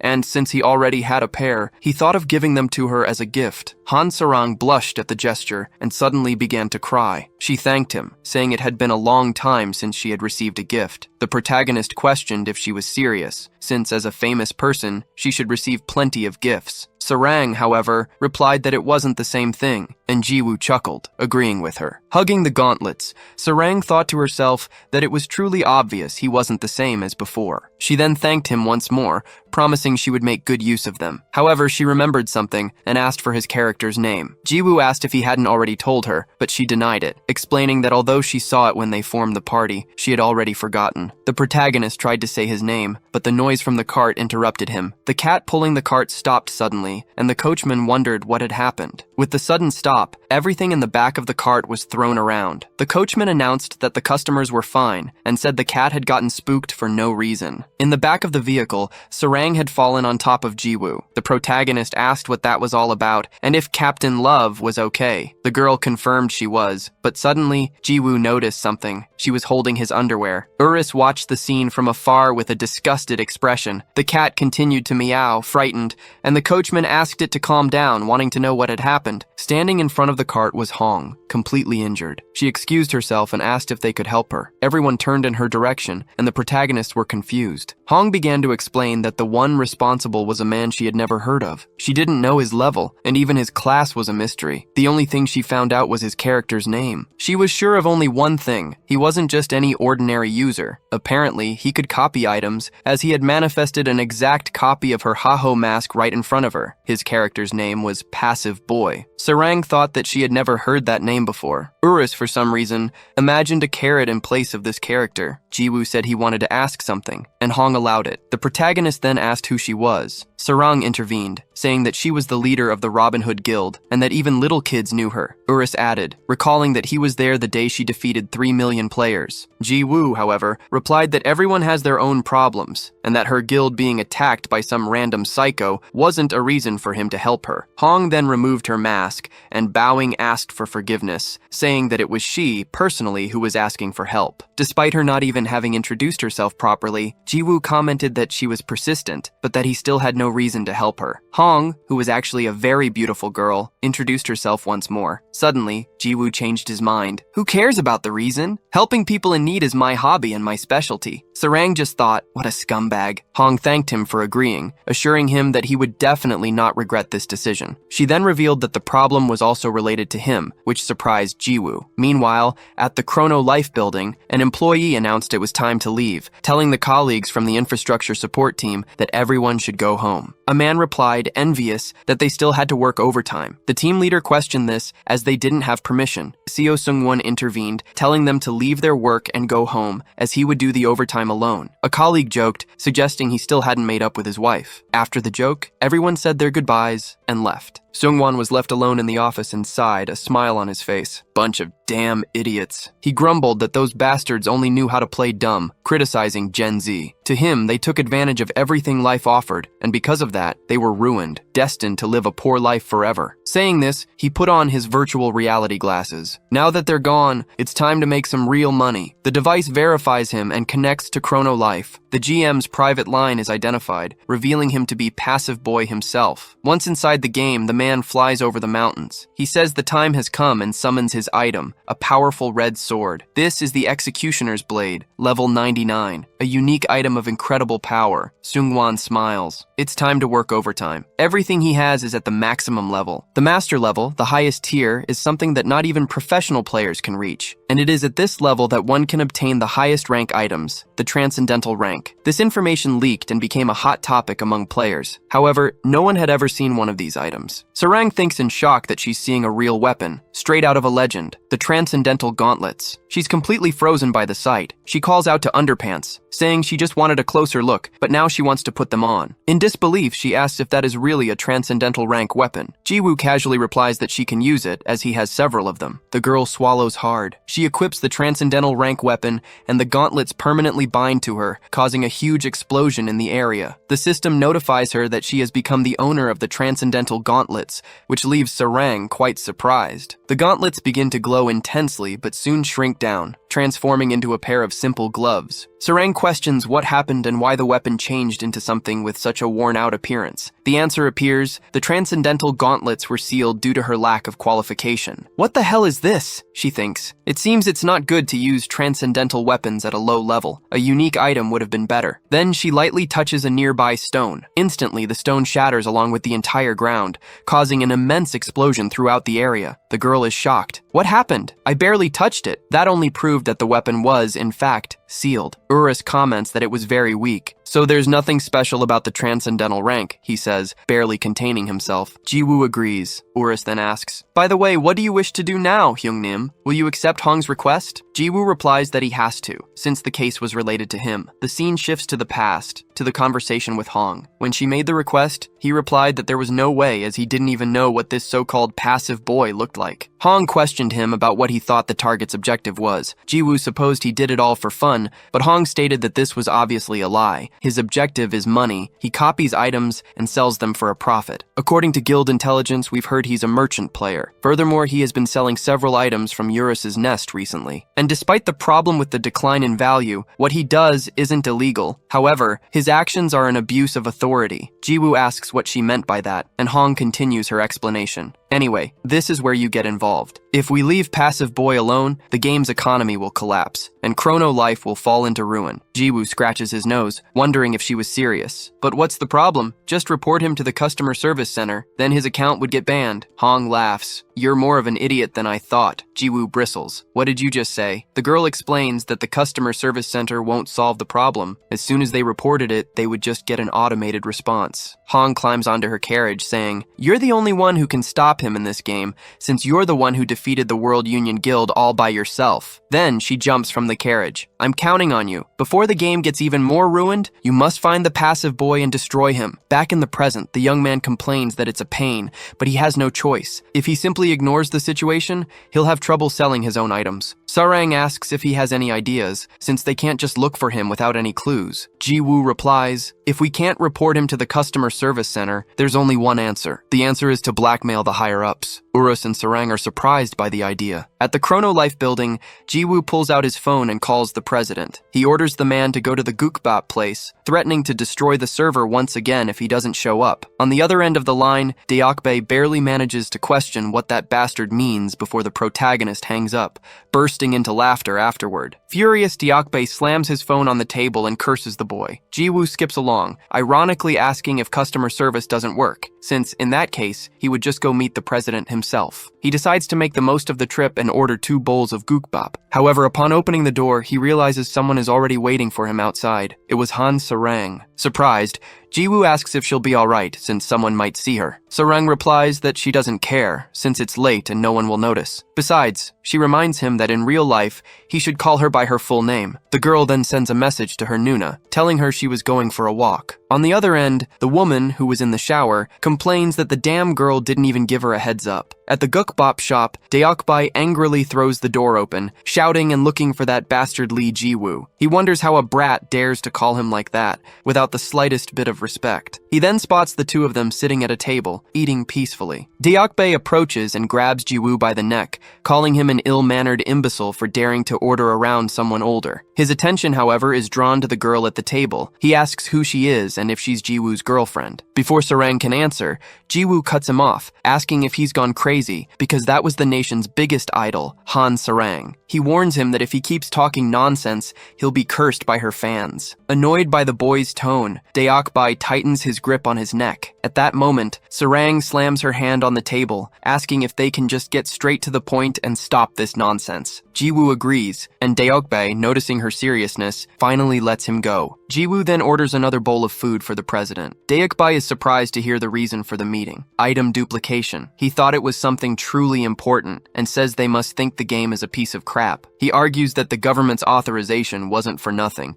and that therefore, no hacker is genius enough for such a feat. Jiwoo retorts, saying he's full of shit because someone saw the item being duplicated. Deokbai insists that the witness must have been mistaken. The two began to argue until Sarang asked to interrupt. She suggested that if an external hacker was impossible, perhaps the problem was an insider. Deokbai was silent for a few seconds. He claimed that was also impossible since not even the internal staff using a GM account would have the ability to duplicate items. Then, he set his spoon aside. He announced he was busy and told them not to forget the bill and to enjoy their meeting. Sarang cheerfully said goodbye to him, while Jiwoo thought that the old man genuinely wanted him dead. Outside the restaurant, Deokbai quickly lit a cigar, sighing as he smoked and reflected for a moment. He called team leader Choi, who promptly accepted the president's order. Deokbai ordered him to prepare 5 men, his most trusted ones. Back at the Stone Mountain dungeon, Jiwoo commented that they were back to square one, and the girl agreed. The protagonist complained that it was irritating, but whether it was the passive boy or not, he would smash the head of whoever it was. Sarang laughed, saying he was acting like a tough guy. She then questioned what the passive boy's true objective was, and Jiwoo asked why the sudden question. Sarang explained that she found it strange. No matter how much she thought about it, if the motive was money, there had to be a specific reason to attack the Robin Hood Guild. Jiwoo said he had no idea. Maybe they just had a lot of expensive items. Sarang replied that was exactly why it was strange. If duplicating items was possible, he could sell anything. She wondered why he went after normal players, and especially against the Robin Hood Guild, which had the best information. Jiwoo was surprised by her line of reasoning. Still, he answered that he had no idea. Sarang said she wasn't surprised, and Jiwoo shot back that she hadn't gotten any smarter. Suddenly, an explosion went off beside them. What was that? What happened? The girl questioned, looking at the immense cloud of smoke. Sarang commented that it seemed to be on the same level as his attacks. Jiwoo ran toward the location, while the girl just screamed her friend's name. At the sight of the explosion, Habaek was on his knees on the ground. He was completely wounded and missing one of his arms. Seungwon burst out laughing, saying he was nothing compared to the rumors. The one and only Habaek. The boss questioned why he was doing this, stating that as the coordinator of this world, he was sure such behavior wouldn't be tolerated. He wouldn't be able to handle the consequences if he were caught by the higher-ups and wouldn't be safe anywhere. Seungwon grabbed him by the neck. He called him an arrogant AI, a mere fragment of data that dared to challenge him. If he took the life of a unique boss like him, there wouldn't be a reset, but a permanent deletion. If he didn't want to go to hell, he'd better answer. He wanted to know where Habaek's master was. Habaek laughed at the threat. He asked if Seungwon really thought he would talk. Furious at Habaek's attitude, Seungwon raises his sword, telling him to go to hell. However, a voice suddenly commands him to stop. Seungwon realizes someone important is there. It seems she arrived before he did. The goddess of life, Luna. He then tells her to wait a moment, because he's going to finish this guy off and she'll be next. Luna simply sighs with a faint smile and says it's no use, as after logging into the GM account, he became just like those other overexcited bastards. Enraged, Seungwon insults her, but Luna simply informs him that he's nothing more than a piece of trash. Seungwon halts his sword and then lets out a laugh. He hurls Habaek to the ground, wondering why he should waste his time when she was going to be next anyway. He turns and walks toward Luna, saying he wants to know where Habaek's master is. However, he adds that she doesn't have to answer right away, because they can take their time. After all, once he rips off her arms and legs, he'll hang her from a tree, cauterizing the wounds and keeping her healed so she won't die. That way they can talk all night long since he's working overtime. Luna gives him a cold stare, reminded of the protagonist. She closes her eyes, saying that Seung-wan looks just like him, but is in fact his complete opposite. Confused, he asks what the hell she's talking about and tells her to stop spouting nonsense. Suddenly, a gigantic claw descends from the sky, completely crushing Seung-wan. Blood splatters across Luna's face as the creature's palm remains motionless over the spot. To her, it just meant he was utterly disgusting. Luna then turns to leave, her immense beauty on display as she walks away. Suddenly, Seung-wan's voice echoes. I'd forgotten about this thing. He reappears and pats the monster's leg, concluding that Luna must be the creature's owner. He realizes that's why she was so confident, and admits this is going to be a thorn in his side. Surprised, Luna turns around and asks how he could still be alive. She declares that this time she'll make sure he doesn't return, as trash like him doesn't deserve to live. Seung-wan, however, simply says he doesn't care. Seung-wan then begins to summon a space. Luna looks around, and suddenly, they are in a separate dimension. The GM zone was a space that could only be created by those with special privileges and was used for specific purposes, like testing. Seung-wan questions if he doesn't deserve to live, saying she's being cringy and needs to stop thinking the game is real life. Luna just gives him an ice-cold stare. Outside the space, Jiwoo and Sarang continue to run toward the scene. The girl asks if the explosion was caused by the passive boy. Jiwoo confirms, saying he also thinks it's the hacker from the company. The president had said it was impossible, but his expression told a different story. He asks if she hadn't heard that the passive boy single-handedly crushed the Robin Hood Guild, concluding that the bastard must have made a super-powered account and was making his move right now. Sarang called out to her friend, asking if there was any way to run faster, but Jiwoo replied that he hadn't put any points into agility. As they got closer to the GM zone, Sarang asked what it was. Habek, who was already there, said they were the traces of the passive boy's teleport. It's been a while, Mr. Hero. Jiwoo asked what he was doing there and what had happened to his arm. Sarang just remembered that this was the guy who had kidnapped her. Habek explained that he was attacked by the passive boy and that he had also dragged Luna into the GM zone. Jiwoo wanted to know who Luna was, and Habek said she talked about him a lot, insinuating that Jiwoo had a crush on her, which irritated Sarang. She had straight black hair and a nice body. Jiwoo asked if he meant the little cockroach, since they didn't even know each other. Sarang commented that this was underpants boys type, but Jiwoo told her to get a grip, saying she was the one who kept saying things like that. He added that he wasn't crazy enough to like someone who had insulted his parents and that he wasn't interested in the slightest. The girl was visibly relieved by his answer. Habek questioned, so what? That doesn't matter. Urus, who was just watching from a distance, thought they were cute. Then, Habek coughed up more blood. Jiwoo asked if he was okay, since he looked like he could die at any moment. Habek confirmed that he was not okay at all and asked the hero for a little help. Jiwoo questioned why he should help him, since he could just easily take the drop. Sarang agreed, saying they should split the drop. Habayek asked if they were sure, because if he died, the mirror he had given them would disappear too. Jiwoo immediately touched his shoulder, telling him to relax, as he would heal him no matter what. Sarang asked how he planned to do that, since he hadn't brought any healing potions. Jiwoo just said that it was fine. Then, he began to emanate his power. Jiwoo activated one of the Master Rookie's unique abilities, the Cleric class heal. He then decided to use the skill, but it only recovered HP. Suddenly, Habak's health began to regenerate, 1 point at a time. Habayek asked if that was really a heal, as it felt like he was taking damage. Jiwoo replied that maybe he should have invested a little in intelligence. He then asked what would happen to his arm, since even though the scar would disappear with full health, the damaged body part could only be restored at a tavern. Habayek explained that only happens to players. Monsters like him only get their bodies back after respawning. The protagonist says he'll take Habayek's life with a single blow so he won't feel a thing, but Habayek asks him to wait. He reveals that he's a unique boss, and even if he loses his life, he can't respawn. Jiwoo, shocked, asks what the hell he was talking about, exclaiming that this was a terrible game. Habayek calms him down, saying there are only a few unique bosses like him,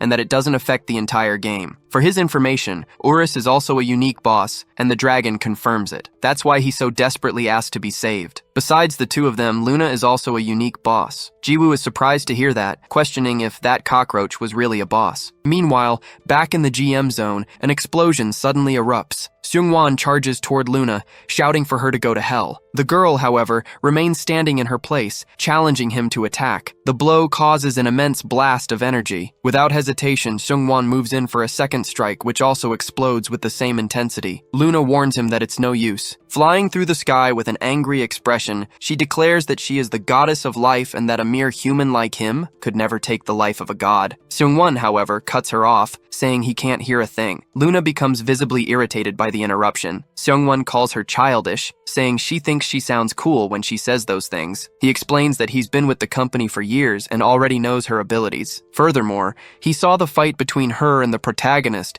as the security footage was shared with the team leaders and higher-ups at the company. That whole talk about them not being able to hit her was, in fact, the goddess of life's hidden ability, life creation. It's not that the attacks don't work, but that she recreates herself with the ability the instant she's about to lose her life. Then, he charges forward with his sword once more. The strike creates another blast of energy that hits Luna head-on. Immediately, Luna activates the life creation ability. As she returns to her goddess form, Seongwon comments that, as expected, it was an overpowered ability, and the one that received the most complaints during the company's initial phase. She also created Urakan with this ability, using the fragments of the left head she found in Urus's nest. That's why she had called him her son. So, Seongwon tries to strike her again, but Luna just says he talks too much, splitting him in half with her scepter. She questions the importance of it all, because if he couldn't take her life, knowing everything was useless. Seongwon's body flies through the air. He says that she finally attacked him directly. Suddenly, her scepter transforms into her initial staff, and the girl looks at the scene, surprised. Seongwon asks what she thought he had brought into this space. Luna's clothes also begin to change, and she returns to her form from when she was still a player, looking completely shocked. Seongwon questions if she also knew how to make that cute expression, as he thought she was nothing but a bitch. Striking her with his sword, he says that if he takes her life, Habayek's master will definitely appear. So, farewell, unique boss, goddess of life, Luna. In a rather fancy bar, a table was filled with expensive drinks. Seongwon quickly takes a gulp, then slams the glass on the table while saying that drinking after a few hours of overtime was great. His subordinate comments that he worked hard, and that now only the final step remained. Seongwon denies it, because that bastard Habayek didn't call his master. The subordinate argued that at least he had taken Luna's life, and that should have made Habayek's master appear. However, Seongwon revealed he couldn't take her life. His subordinate was shocked, and Seongwon kept his gaze lowered, but said it didn't matter, as there were other ways to meet him. The subordinate admitted there was something he couldn't get off his mind, wanting to know who Habayek's master was. Seongwon asked if he had been working for him without even knowing that. The young man replied that he'd been working for him without asking questions since university. Seongwon set his glass on the table, explaining that, basically, he was one of the main story bosses in Chrono Life. The greatest merchant, the disaster of sloth. The subordinate questioned if that monster was a merchant, and Seongwon confirmed it, saying that kind of freedom was common in Chrono Life. His friend said he'd heard of that before, and that Urakan was known as gluttony. Seongwon asked if he didn't even know that, as they were the 7 deadly sins from Catholicism, a concept frequently used in movies, manga, and games. Pride, greed, envy, wrath, lust, gluttony, and sloth. These sins are the root of all others, and are called the 7 deadly sins. The subordinate asked if that wasn't plagiarism, and if Chrono Life was just being lazy, but Seongwon retorted that he was the idiot. The concept of the main story bosses was exactly that. Urus of pride, Urakan of gluttony, Riot of sloth, and Luna of lust. The employee grew agitated, saying that Damned Woman was also a main boss. He argued that if a character like that were just some random player, the game's balance would be completely destroyed. However, his boss explained that while she was a boss, it didn't mean she was an NPC. The confused employee asked if a player had class changed into a boss. Seongwon slammed his glass on the table. The freedom in Chrono Life is greater than you think, he stated. Just as a boss can become a merchant, a player can become a main boss. Jiwoo complained that this was all too complicated and wanted to know who that cockroach was anyway. He asked if she was some kind of mix between a player and an NPC. Habayek admitted he wasn't sure, as it was something he was unfamiliar with, but suggested the passive guy would know, since he's a GM. The protagonist grumbled that he now had one more reason to beat the guy up. Sarang interrupted, saying there was still something she didn't understand. She questioned why the passive boy wanted to meet the disaster of sloth. If his goal was to make money, he could have just put the item up for auction. She noted that ever since the Robin Hood Guild's attack, his actions hadn't made any sense. Habayek said that personally, he had an idea of the reason behind it all. It was because of the peace of God, or rather mythic rank items. Jiwoo commented that he'd heard that term before. Urus then explained that it was what Habayek had said when he kidnapped Captain Love, and that it was just another name for mythic rank items. Suddenly, Hong approached them. "Are you guys talking about the mythic rank items too?" she asked. She apologized for disappearing, explaining that she'd been busy with her own investigation. Hong then proposed they form a group for a while, as she had found the passive boy's hideout. The group followed Hong into the middle of the mountains, arriving at a small, isolated cabin. Sarang questioned if that was really the hideout, finding it much simpler than she had imagined. Hong confirmed it was the place and used her judgment skill on the location, proving it was true. Jiwoo asked if the owner was there now, but Hong denied it, saying there were no signs of him. "It's a shame, I'd like to see what's inside," someone said, but before they could finish, an explosion erupted. Jiwoo had smashed part of the cabin with a single blow from his stick. Hong, astonished, asked how he managed to break the wall. Jiwoo replied simply, "I just hit it, and it broke." Without further delay, they decided to go inside. Inside, Sarang's jaw dropped at the sight. Tons of gold piled up alongside rare artifacts. She asked if all of those were copied items, but Hong denied it. None of these items are copies. They're all mythic rank. Hong estimated the total value there to be around 5 billion, leaving everyone completely stunned. Hong continued, saying she had also seen several of the items he took during the attack, and that he probably left them there because he ran out of inventory space. As expected, his goal was the mythic items. Jiwoo asked why, and if he did it for the price, since he could have just gone to Eurus's nest like he did. Hong replied that way, he would only get a small amount of money and the company would notice, just as it happened with her. Mythic items are different, as there is a buyer who can infinitely purchase all of them, Jiwoo thought. In that case, the buyer was, Hong interrupted him, revealing it was Habayek's master, the biggest market, Riot. Habayek agreed, as he had been thinking the same thing. Hong said the passive boy was worse than she thought, but regardless, it was a good plan. Since Riot isn't a user, there's no risk of the information leaking,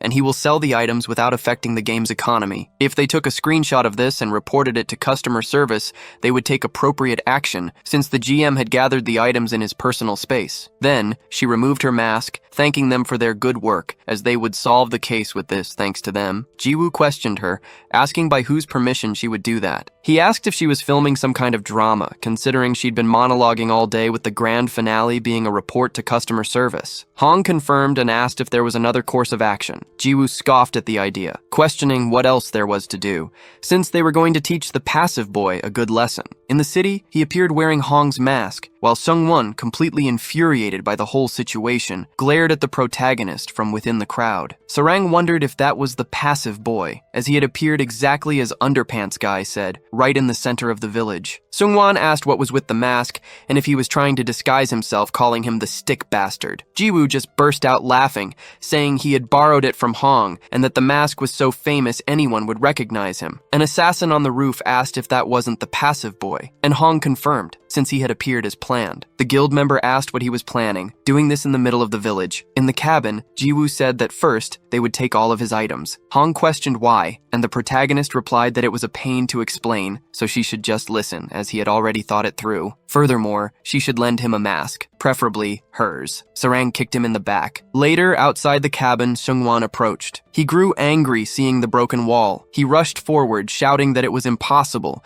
since a personal hideout couldn't be destroyed. He yelled, searching for his mythic items and his money, but there was nothing. The young man realized he was screwed, getting even angrier when he saw the note on the floor. On it, Jiwoo had written that if he wanted his items back, he just had to go to the village at 7 p.m. Back in the present, Seung-won approached, demanding to know how he dared to take his money, but Jiwoo warned him not to get any closer. He then drew the draconic fire dagger and warned, "If you take one more step, I'll sell it to the NPC shop." Seung-won retorted that the item was worth 200 million in real money and that if he sold it, he wouldn't even get 300 gold. Gritting his teeth, he yelled, "You bastard, what the hell do you want?" Jiwoo replied that he wanted absolutely nothing, but if he had to choose something, it would be for Sungwon to figure it out for himself. Watching the scene, Sarang thought that Underpants Guy really looked like a villain. Jiwoo then taunted, "Does that piece of shit have a problem? What are you going to do now?" Seeing him tremble was very funny, but suddenly, Sungwon vanished and reappeared right behind the protagonist. He then used his teleport to the GM zone, taking Jiwoo with him. In the city, a cloud of smoke prevented everyone from seeing what had happened. Sarang called out for Underpants Guy, but realized he had vanished too. Inside the GM zone, a massive explosion occurred. Jiwoo and Sungwon clashed their weapons with tremendous force. The GM yelled, "How dare a filthy pig like you mess with an administrator? I'll chop your body into cubes to make kakdoogie." Jiwoo was struck by a direct hit, causing a massive explosion behind him. He dug his stick into the ground to stop his momentum, getting dragged a long way. With the impact, Hong's mask split in half and fell to the ground in pieces, revealing a large wound on Jiwoo's face. He then comments, "You're even bigger trash than I thought, calling a player from your own company a pig." His body, however, regenerates quickly thanks to the healing factor. Seongwon questions who cares about that. "Pigs like you have gone crazy and forgotten reality. You get so immersed, you go insane over pieces of game data. There's no reason to treat scummy users like you as if you were human." He clashes his sword once more with Jiwoo's stick, and another catastrophic explosion occurs, destroying everything around them. "You're so cringe," Jiwoo says. "You're blaming the players for no reason. You're probably having a midlife crisis." This only infuriates Seongwon further, and he vanishes from Jiwoo's sight. Jiwoo thinks the blow will come from above, but the attack actually comes from behind. He thinks anxiously, "I can't see him." Jiwoo is hit by slashes from every possible direction. Seongwon shouts at him not to underestimate him, saying that all players are the same. No matter how hard the developers work, all they get in return are insults and criticism. He remembers that time 7 years ago at the Chrono Life headquarters. There he was, a developer who had not yet lost his innocence. Jiwoo interrupts him, striking his face with the stick and telling him to stop. He says he couldn't care less about that tragic villain backstory and yells at Seongwon to cut the crap already. The attack causes an explosion larger than any seen before. When the smoke begins to dissipate, Seongwon's healing factor skill is activated. He recovers instantly and lands a slash on Jiwoo's chest. Jiwoo wonders how he has healing factor, but soon concludes that for a GM account it makes sense. Suddenly, Seongwon activates the hidden skill of the strength stat, called Spirit of a Titan. The skill emanates an immense bluish energy, and Jiwoo wonders if this is a hidden skill, just like the healing factor he himself obtained. Seongwon begins to get up. The skill's description says that Spirit of a Titan offers the strength of a giant, and its requirements are similar to those of healing factor. Seongwon grinds his teeth, screaming in rage, and the Titan spirit behind him mimics his movements. The bluish energy begins to flood his body. Jiwoo wondered what was with all the fancy effects. Not even his own healing factor was this dramatic. Finally, the skill is fully activated. During its activation, the damage and range of his attacks are increased by 1,000%. Seongwon raises his sword and unleashes a sideways slash in Jiwoo's direction. The hunter perceives the magnitude of the attack, but is struck head-on by the immense wave of destruction that sweeps away everything in its path. His healing factor activates immediately. As his body regenerates, Jiwoo grips his staff, observing how everything around him has been utterly destroyed. He remarks that the skill is practically a cheat, and that Seongwon should just hand it over. Seongwon barely has time to question it when he is pierced in the stomach by a tentacle. Jiwoo used the hidden skill of gluttony, saying he can steal his stats and learn the skill. However, Seongwon manages to avoid the blow at the last second, activating the hidden skill of the agility stat, called Light Speed Dash. Immediately, dozens of slashes hit Jiwoo from all directions. Seongwon wonders how that was possible. His Light Speed Dash allows him to move at that speed in any direction, so he charges forward once more. He declares that the outcome of a battle is determined by stats and calculations, and his are all at level 99,999. With that, he lands a powerful punch in Jiwoo's stomach, sending him flying far into the distance. Seongwon lands on the ground, wondering if Jiwoo didn't realize it. No matter how good his control was, he could never win with such a massive stat difference. In fact, he thought his opponent's gameplay was garbage, since he was just a loser who relied on maxed out items. Kneeling with his staff in hand, Jiwoo grits his teeth in rage. Hearing that, especially coming from him, infuriated him, as Seongwon was nothing more than a cheater abusing a GM account. Seongwon asks who cares about that. If Jiwoo didn't like it, he should have applied to be a GM too. He accuses him of being jealous of how passionately he plays. All it took was a few tweaks to the data to become the strongest character, until a headbutt smashes right into him. Jiwoo had flown at him, striking him with extreme speed. Seongwon is sent flying, his nose bleeding and a look of utter shock on his face. "What the hell was that?" he demands. "How did you move so fast with such low agility?" Jiwoo replies, "What else could it be other than pure gameplay?" Seongwon gets up, calling him an arrogant bastard. He then uses his light speed dash against him again, yelling for him to try that again, because whatever skill he used, it could never match his speed. Jiwoo, however, simply ducks and says he didn't use a skill, but the game's system itself. He executes a swing in midair and suddenly pivots in the opposite direction, leaving Seongwon confused. Jiwoo explains that it was the rebound control option. By striking in the opposite direction, he used the recoil as momentum, flying straight towards Seongwon. The administrator is shocked by the maneuver. Jiwoo smashes the staff right into the man's forehead. He's pretty fast, Seongwon thinks. Ji-woo, on the other hand, just pretends the hit was a lucky shot. The administrator is thrown to the ground, causing a large cloud of smoke. Ji-woo taunts him, asking how that felt and if it was so amazing. He explains that he simply turned off the rebound control option in the game settings and wants to know how it feels to take a planet-shattering rebound attack. Seong-wan gets angry, calling him a bastard who relies on garbage mechanics and telling him he has no reason to be so excited. He claims it won't happen again, as it was nothing more than a lucky shot. Ji-woo agrees, admitting that he is, in fact, still much slower than the light-speed dash. Let's just cut to the chase and finish this. Seong-wan just laughs. He calls him a filthy little player, stating that Ji-woo doesn't understand the situation because of that one lucky hit. After all, a mere user like him could never defeat him. Ji-woo, however, replies that there is a way. He points his hand forward, and a purple light emanates from his powers. Ji-woo says goodbye to the passive boy, commenting that although it was quick, it was quite fun. Outside the game, Sarang is curious. She wants to know what Underwear Boy is going to do, because even if he's strong, he couldn't beat a GM. Hong replies that she doesn't know the details either, and that apparently not even his girlfriend knew anything. Sarang is happy to be called that, and says the only thing Ji-woo told her was about the plan to provoke the passive boy to lure him into the GM zone. Hong then reveals that something is bothering her, the reason he left a note and postponed the plan by a day. Somehow, she believes it's related to the method he'll use to win. Back in the game, Ji-woo's hand continues to emanate an immense purple glow. Seong-wan starts to think that his opponent's confident expression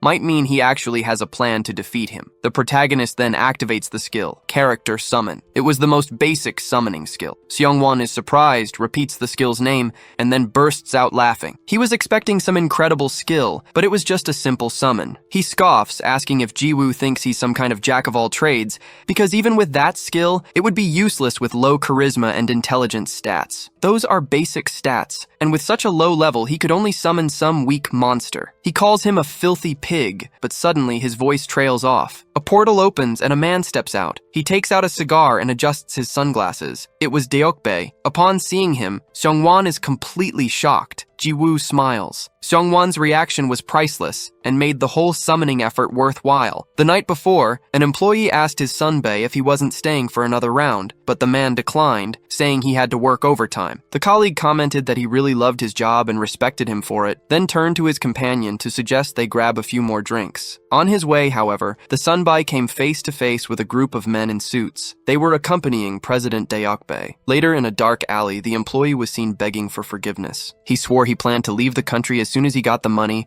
and that he was just following orders. One of his team leaders asked what they should do, and Deokbae ordered them to get rid of him. Walking over to Ji-woo, he thanked the young man, saying that thanks to him, they caught the traitor before he became a bigger problem. Ji-woo agreed, wondering if this was a game company or the actual mafia. Deokbae said he'd been planning to take Ji-woo's life if he had called unnecessarily one more time, and the protagonist simply accepted it. The president then claimed he was just kidding and said he would deal with the passive boy right away, as they planned to call the legal department to sue him in every way possible, and, of course, fire him as well. Ji-woo asked if the president had anything planned for tomorrow at 7 p.m., and Deokbae said no. At that, the protagonist broke into a wide grin, telling him that he should also participate in the proper lesson that was about to take place. Back in the present, Seong-wan's legs trembled at the sight of the president, and he screamed in fear. He begged the system to log him out, but permission was denied since he was in battle. Then, he declared he knew what to do, and commanded the GM zone to close. Ji-woo pointed out that the guy was trying to run away. The president, in turn, commanded the presidential zone to open. The entire area took on a green hue, and Seong-wan grew even more terrified, crying out that it was all over. He held his sword, trembling with fear, but muttered that it didn't matter, as he would just quit the company after this anyway. Charging forward at an absurd speed, he attacked, thinking that it didn't matter if it was the president, he could just go to hell. However, his strike completely missed its target, slicing off only the tip of the president's cigar. Seong-wan trembled in fear at the result, and even Ji-woo was completely stunned. The president took another drag from his cigar, saying that even rabid dogs hesitate before biting their own masters, and that Seong-wan was worse than a mad dog. President Choi Deokbae had infinite stats, and his level was infinite as well. Then, he readied his fist, announcing, "You're fired." There was nothing Seong-won could do but accept reality, and he closed his eyes. The fist closed in and crushed his face in an instant. An explosion far worse than any of Jiwoo's attacks erupted from his back. That single punch annihilated the passive boy. Jiwoo thought in disbelief that the damage had surpassed even the 99,999 healing factor, and that the old man was terrifying. And just like that, the problem was over. All the epic items the passive boy had taken were returned to their original owners, and in the end, it was discovered that several guilds had been affected. Jiwoo found out later that the passive boy, Seong-won, was fired that same day. Even in real life, he was beaten to a pulp by the old man president and then kicked out. Afterward, he tried to sue the chairman for assault, but that only ended up making his life even more difficult. As a countermeasure, the old chairman went all in on the legal battle and was ultimately cleared of all criminal charges. Seong-won will spend the rest of his life paying the company back for material damages and lost profits. Additionally, rumors spread that he had been permanently banned from the industry. That was the happy ending to that story. In the game's starting village, after that day, his life as a seller was back in full swing. Approaching his friends, he saw Hong wearing her mask and Sarang with a big smile on her face. Everything had returned to normal. Logging out of the game Chrono Life, he found himself back on his couch sighing as he sat down. Jiwoo thought that if there was one thing still bothering him, it was the fact that he hadn't been able to ask the passive boy something. He wanted to know how that cockroach could be both a player and an NPC at the same time,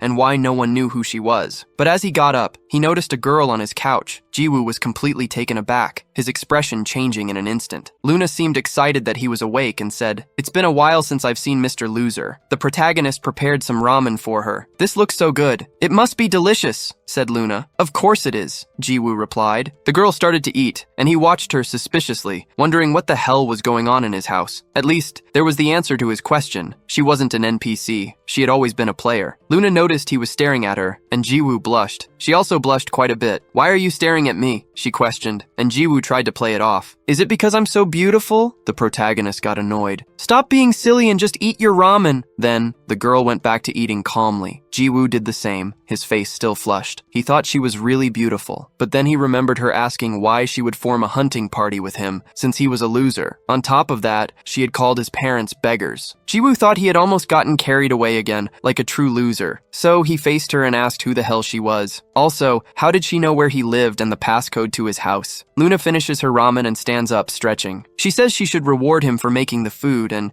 since she's sure he's curious about many things, he can ask whatever he wants, as she'll answer everything. Jiwoo stares at her suspiciously, but says that's fine, and that he'll start with a lighter topic. He asks if that is her natural hair color, because when they first met, it was light pink. Luna looks at him, blushing, and says he had already asked that in the past, adding that she's happy he noticed, remembering their first battle. She confirms that it is her natural color. Jiwoo asks what the hell she is talking about, and the girl tries to play it off, asking if he prefers pink hair and if she should dye it, but he changes the subject. He wants to know if her character was deleted for being defeated by the passive boy. Luna explains that she did indeed lose her life, but her character wasn't deleted, as the confrontation happened while she was in a human state. Jiwoo asks for more details, and the girl explains that she didn't know her divine authority would disappear when attacked in an administrator's zone. That was a huge relief, because if that weren't the case, she would have had to create another character from scratch. Jiwoo then asks if she plans to do that again, since she needs to take the lives of 1,000 people to become the goddess of life. Luna denies it, explaining that killing 1,000 players was just one of the conditions. Besides, she needs to complete an even more difficult requirement to change her class. She can freely switch between human and goddess modes, and asks if he has any more questions on the matter. Jiwoo says he appreciates her kindness in answering, but points out that she still hasn't answered the first and most important question. He asks once more, who is she? He points out that she keeps showing up no matter where he goes in the game, but following him in real life is crazy. He warns her not to dare avoid the question again, and threatens to report her to the police if she doesn't answer directly. Luna looks into his eyes and then closes them, saying that in that world, there are too many people getting in the way. Then she stands up, stating that the reason she came here was to make an offer. She asks if Mr. Loser wants to become her man. Jiwoo is completely shocked by the proposal until he realizes what she really meant. An awkward silence falls between them. Suddenly, Suddenly, the apartment's doorbell rings repeatedly. Jiwoo wonders who it could be at this hour. He went to the door and answered it. On the other side, Sarang asked if Boxer Boy was in, saying she was a friend of his. She insisted that she needed to talk about something important and asked him to open the door, but he just looked back in the direction where Luna was. He hesitated, thinking of Luna, who was in his room. A few minutes later, he finally opened the door. Han Sarang complained that he should have opened it sooner, instead of leaving her waiting outside. So this is Boxer Boy's house, she thought, noticing the place was much cleaner than she had imagined, and that its layout was quite similar to her own. Suddenly looking to the side, she asked if he was having a late-night snack, since it looked like he enjoyed spicy food. Jiwoo confirmed. He asked why she was visiting him at this time of night. Sarang replied that it was about the game and asked what time he would log in the next day. Jiwoo explained that he didn't know, as he'd have to see if he had anything to do after waking up and having breakfast. From the room, Luna listened to the conversation unfold, closing her eyes with jealousy. Sarang said she would see him tomorrow and that if he overslept, she would kill him. But before she left, she needed something. She asked for his phone to put her number in, since she couldn't just come over every time she wanted to talk to him. Jiwoo questioned if it was okay for a celebrity to give out her number like that, and Sarang asked why he was acting that way. After saving the contact as Han Sarang, she asked him to give her a call so she could save his number too. Before leaving, she warned him that if he didn't answer her messages,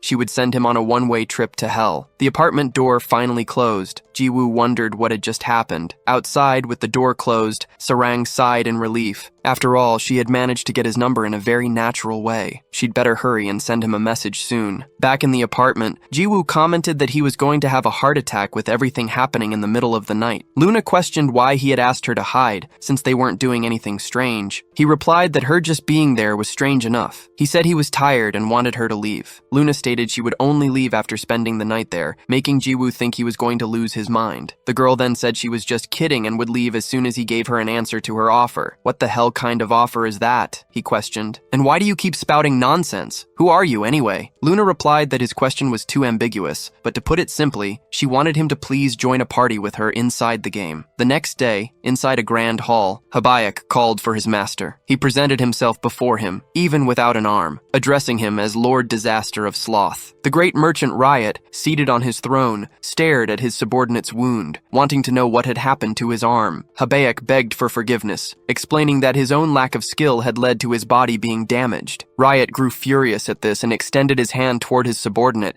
healing him instantly. A new arm grew from his body. Habayak, surprised, said that his wound had recovered once again. Riot ordered him to say who had injured him, asking if it was the hero he had mentioned before. Habayak denied it, saying it was the contrary. The hero had actually saved his life. He claimed that if the master saw him, he would surely approve, as he was the best current candidate for the 7 deadly sins. On a beach within Chrono Life, a hunting ground for players level 30 and above, slimes were common liquid monsters. However, the area's boss was not something any novice could face. It was the level 85 Kraken. It possessed skin so tough that not even a sharp blade could easily pierce it, and legs that moved freely on both land and sea. The product of an unbalanced game design, with an extremely ferocious personality, a field boss notorious for traumatizing new players. But at that moment, it was struck in the mouth by Jiwoo, who used a skill that attacked without depleting the final hit point. The monster's HP bar stopped at exactly 1 point, and the Kraken collapsed to the ground. Jiwoo shouted for Captain Love to act. The girl immediately leaped from the ground, flying as high as she could. After a quick mid-air acrobatic, she unleashed her fallen dragon stomp on the monster, crushing it and driving it into the ground. Jiwoo was impressed, noting the final blow was perfect, and asked if she gained much experience. However, the girl shook her head, saying she received very little. Urus explained it was due to the large level difference between them, which prevented her from gaining experience. By the way, Jiwoo asked if her skill had gotten stronger, since it didn't seem as powerful the last time she used it. Sarang replied that it must be because of the weapon. Jiwoo remembered the gauntlets and said that with them, Sarang could now hunt without his help. But the girl reminded him that would mean staying away from her briefs boy, and asked what he was talking about since being carried by him was much better. They continued their conversation as Luna watched from the sky, gracing them all with her beauty. She recalled Jiwoo's words from the day before when she had asked him a question. Jiwoo had refused, saying he didn't want to. He explained that he would never play with her,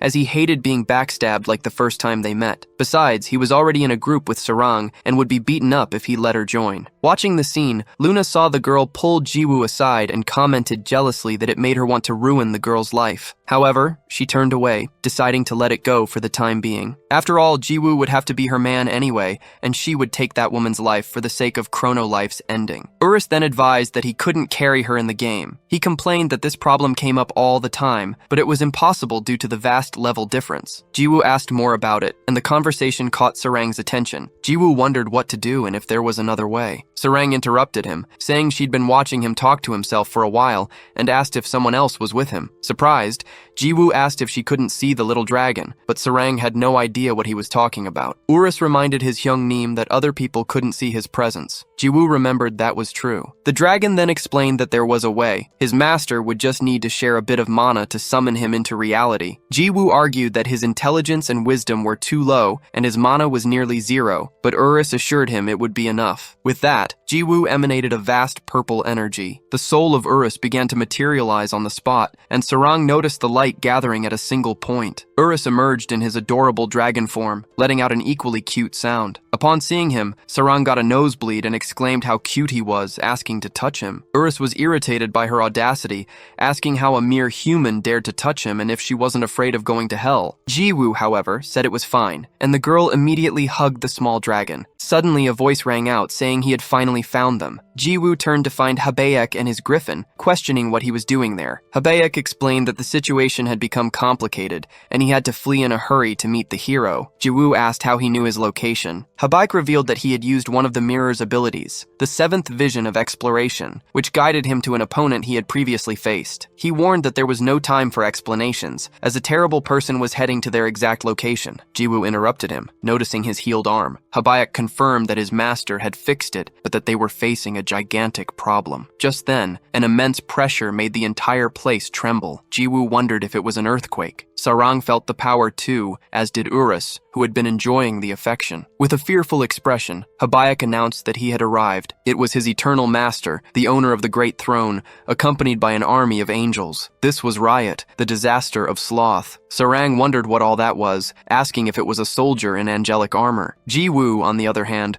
only remembered what he had been told about the disaster. He had thought that being called the Great Merchant, Riot would be a human-like monster like Habaek, and couldn't understand why he was so enormous. Habaek flew on his griffin toward his master. "I am sorry. I was unable to explain the situation in detail." Riot replied that it was fine, as he would come down himself to explain everything. Though fearful, Habaek simply closed his eyes and said he understood. The throne began to descend at an immense speed, crashing into the sandy beach. The impact sent Jiwoo and Sarang flying. Riot then said it was a pleasure to meet him, as he had heard much about him from Habaek, and that he was the current hero. Jiwoo grew apprehensive, wondering if this man was truly the disaster of sloth. Meanwhile, elsewhere in the forest, Luna walked calmly to the entrance of a ruin. She seemed to already have a plan in mind. "I've finally found it," she said. So, he was here, sitting on the throne. Before her was the human considered the strongest in life and the first hero, Lord Yopi. Luna murmured that the description was exactly as the game had described, a legendary, obsolete, and familiar hero. Suddenly, the mark on Yopi's forehead began to glow, revealing some kind of power. "I was expecting this," Luna said, pointing her scepter at him. "I don't know whose idea it was, but this game's story is truly childish and cliché, but that's part of its charm." Her scepter began to glow, aimed at the great hero. Back on the island,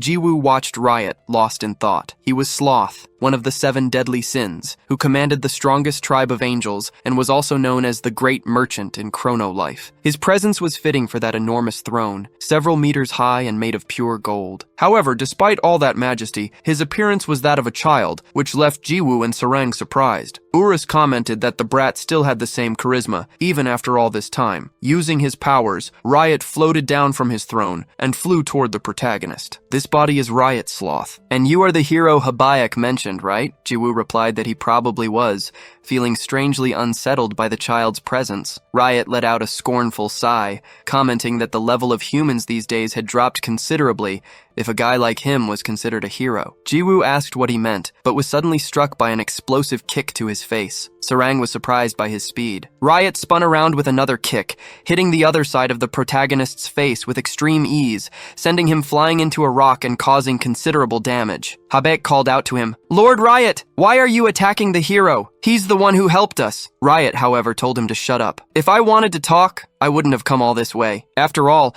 our kind will always be opposed to humans. I can't believe you approached them so needlessly. Do you have any idea how foolish your actions were?" Emerging from the rubble, Jiwoo admitted that he was right about that. The little boy really seems to understand that a player and a monster can never be friends, so just stay right there. "Since you made the first move, there shouldn't be a problem, right?" Riot just glared at him angrily. "Don't be mistaken, human. You were the one who made the first move." Jiwoo, confused, asked when he had attacked him. In response, Riot slammed his leg on the ground, causing a massive explosion around him. Urus, pride of the 7 deadly sins, was the one who lost his life and accelerated the entire game. Saying this, he hurled an enormous rock toward the protagonist. "And why are you only complaining about that now?" Jiwoo questioned, batting the rock away with a swing of his staff and causing another huge explosion. "Urus is, officially, the strongest boss in Chrono Life," Riot shouted, as he landed a powerful kick to the protagonist's stomach. "He was supposed to appear in the final raid of the main story. However, you took his life and messed up the entire order. Urakan of Gluttony wasn't supposed to be consumed like that either. They are beings who were only meant to be defeated 10 years from now." Sarang tried to intervene, saying that Urakan had attacked first and that the protagonist had saved her,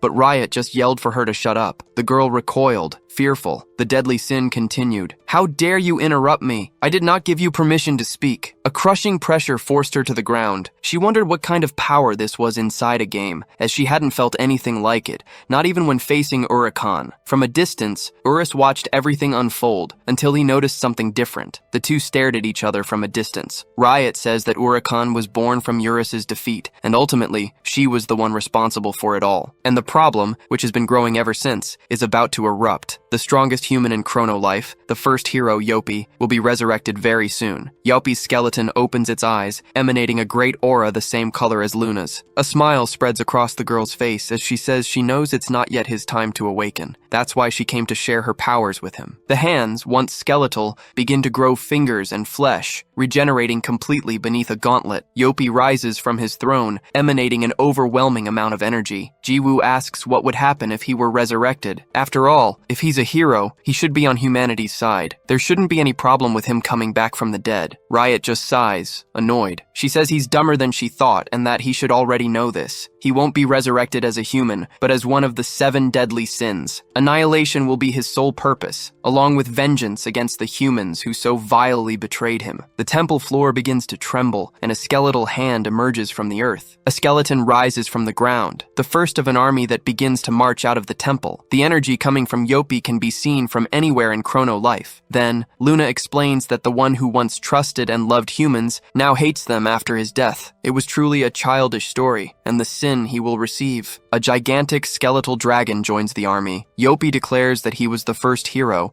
and now he was also the Sin of Wrath. A continent that has existed since ancient times, Chrono, a place where there were no wars or disputes, a blessed place full of peace. However, one day, demons appeared. They began to take the lives of humans, sowing chaos throughout the land. In an instant, the continent called Chrono turned into a hell. At that time, a light appeared amidst the despair, and was later called the first hero, Yopi. But Jiwoo just skips the scene. Riot asks what he did, and the protagonist explains that he pressed the skip button, as he's not the type to read the game's story. In other words, she was just saying that the dark hero would be resurrected. Jiwoo had heard what he needed to. He'd taken a beating, and she only came all this way to talk about that? Then he asks her, "Did you know I defeated that Urus you admire so much with a single blow? Strongest human or first hero, it makes no difference. I have no reason to be afraid of you." Riot replies that he's even dumber than she thought. Riot couldn't believe that Jiwoo didn't know fear, being a human himself. After all, they would all be overrun by the first hero and his army. With that, she turns to leave. Jiwoo asks her where she's going, wondering if she didn't come to fight. Riot replies that it's no fun. She was just curious about the current hero's situation,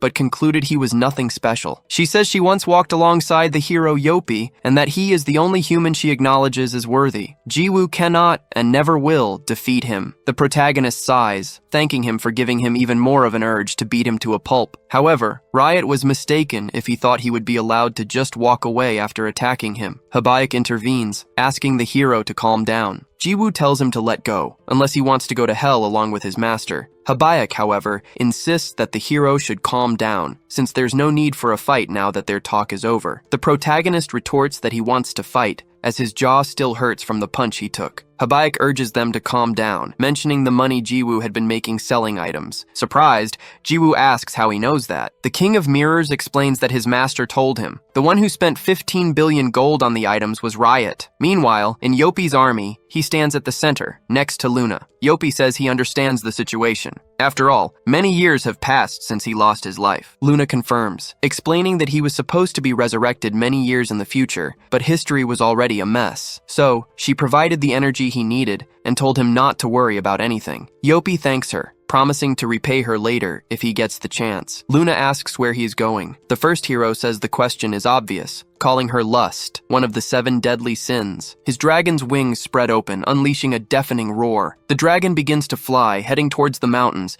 and then prepares a blast of fire. Below, the skeletons scatter in desperation. Yopi declares that he himself will destroy the world he once protected. Then, he uses his teleportation magic and disappears. Luna is left behind, watching the smoke dissipate. She sighs deeply. Alright, she thinks, my work here is done. But she wonders if it was really alright, and if she regretted it all. In Urakan's case, she did what she wanted. This, however, was very different. She only did it because he seemed like a loose end in the main story. A divine voice replies that it's all right, and that they should just enjoy it, looking at the earth from afar, for they must see the way this world will be cleansed.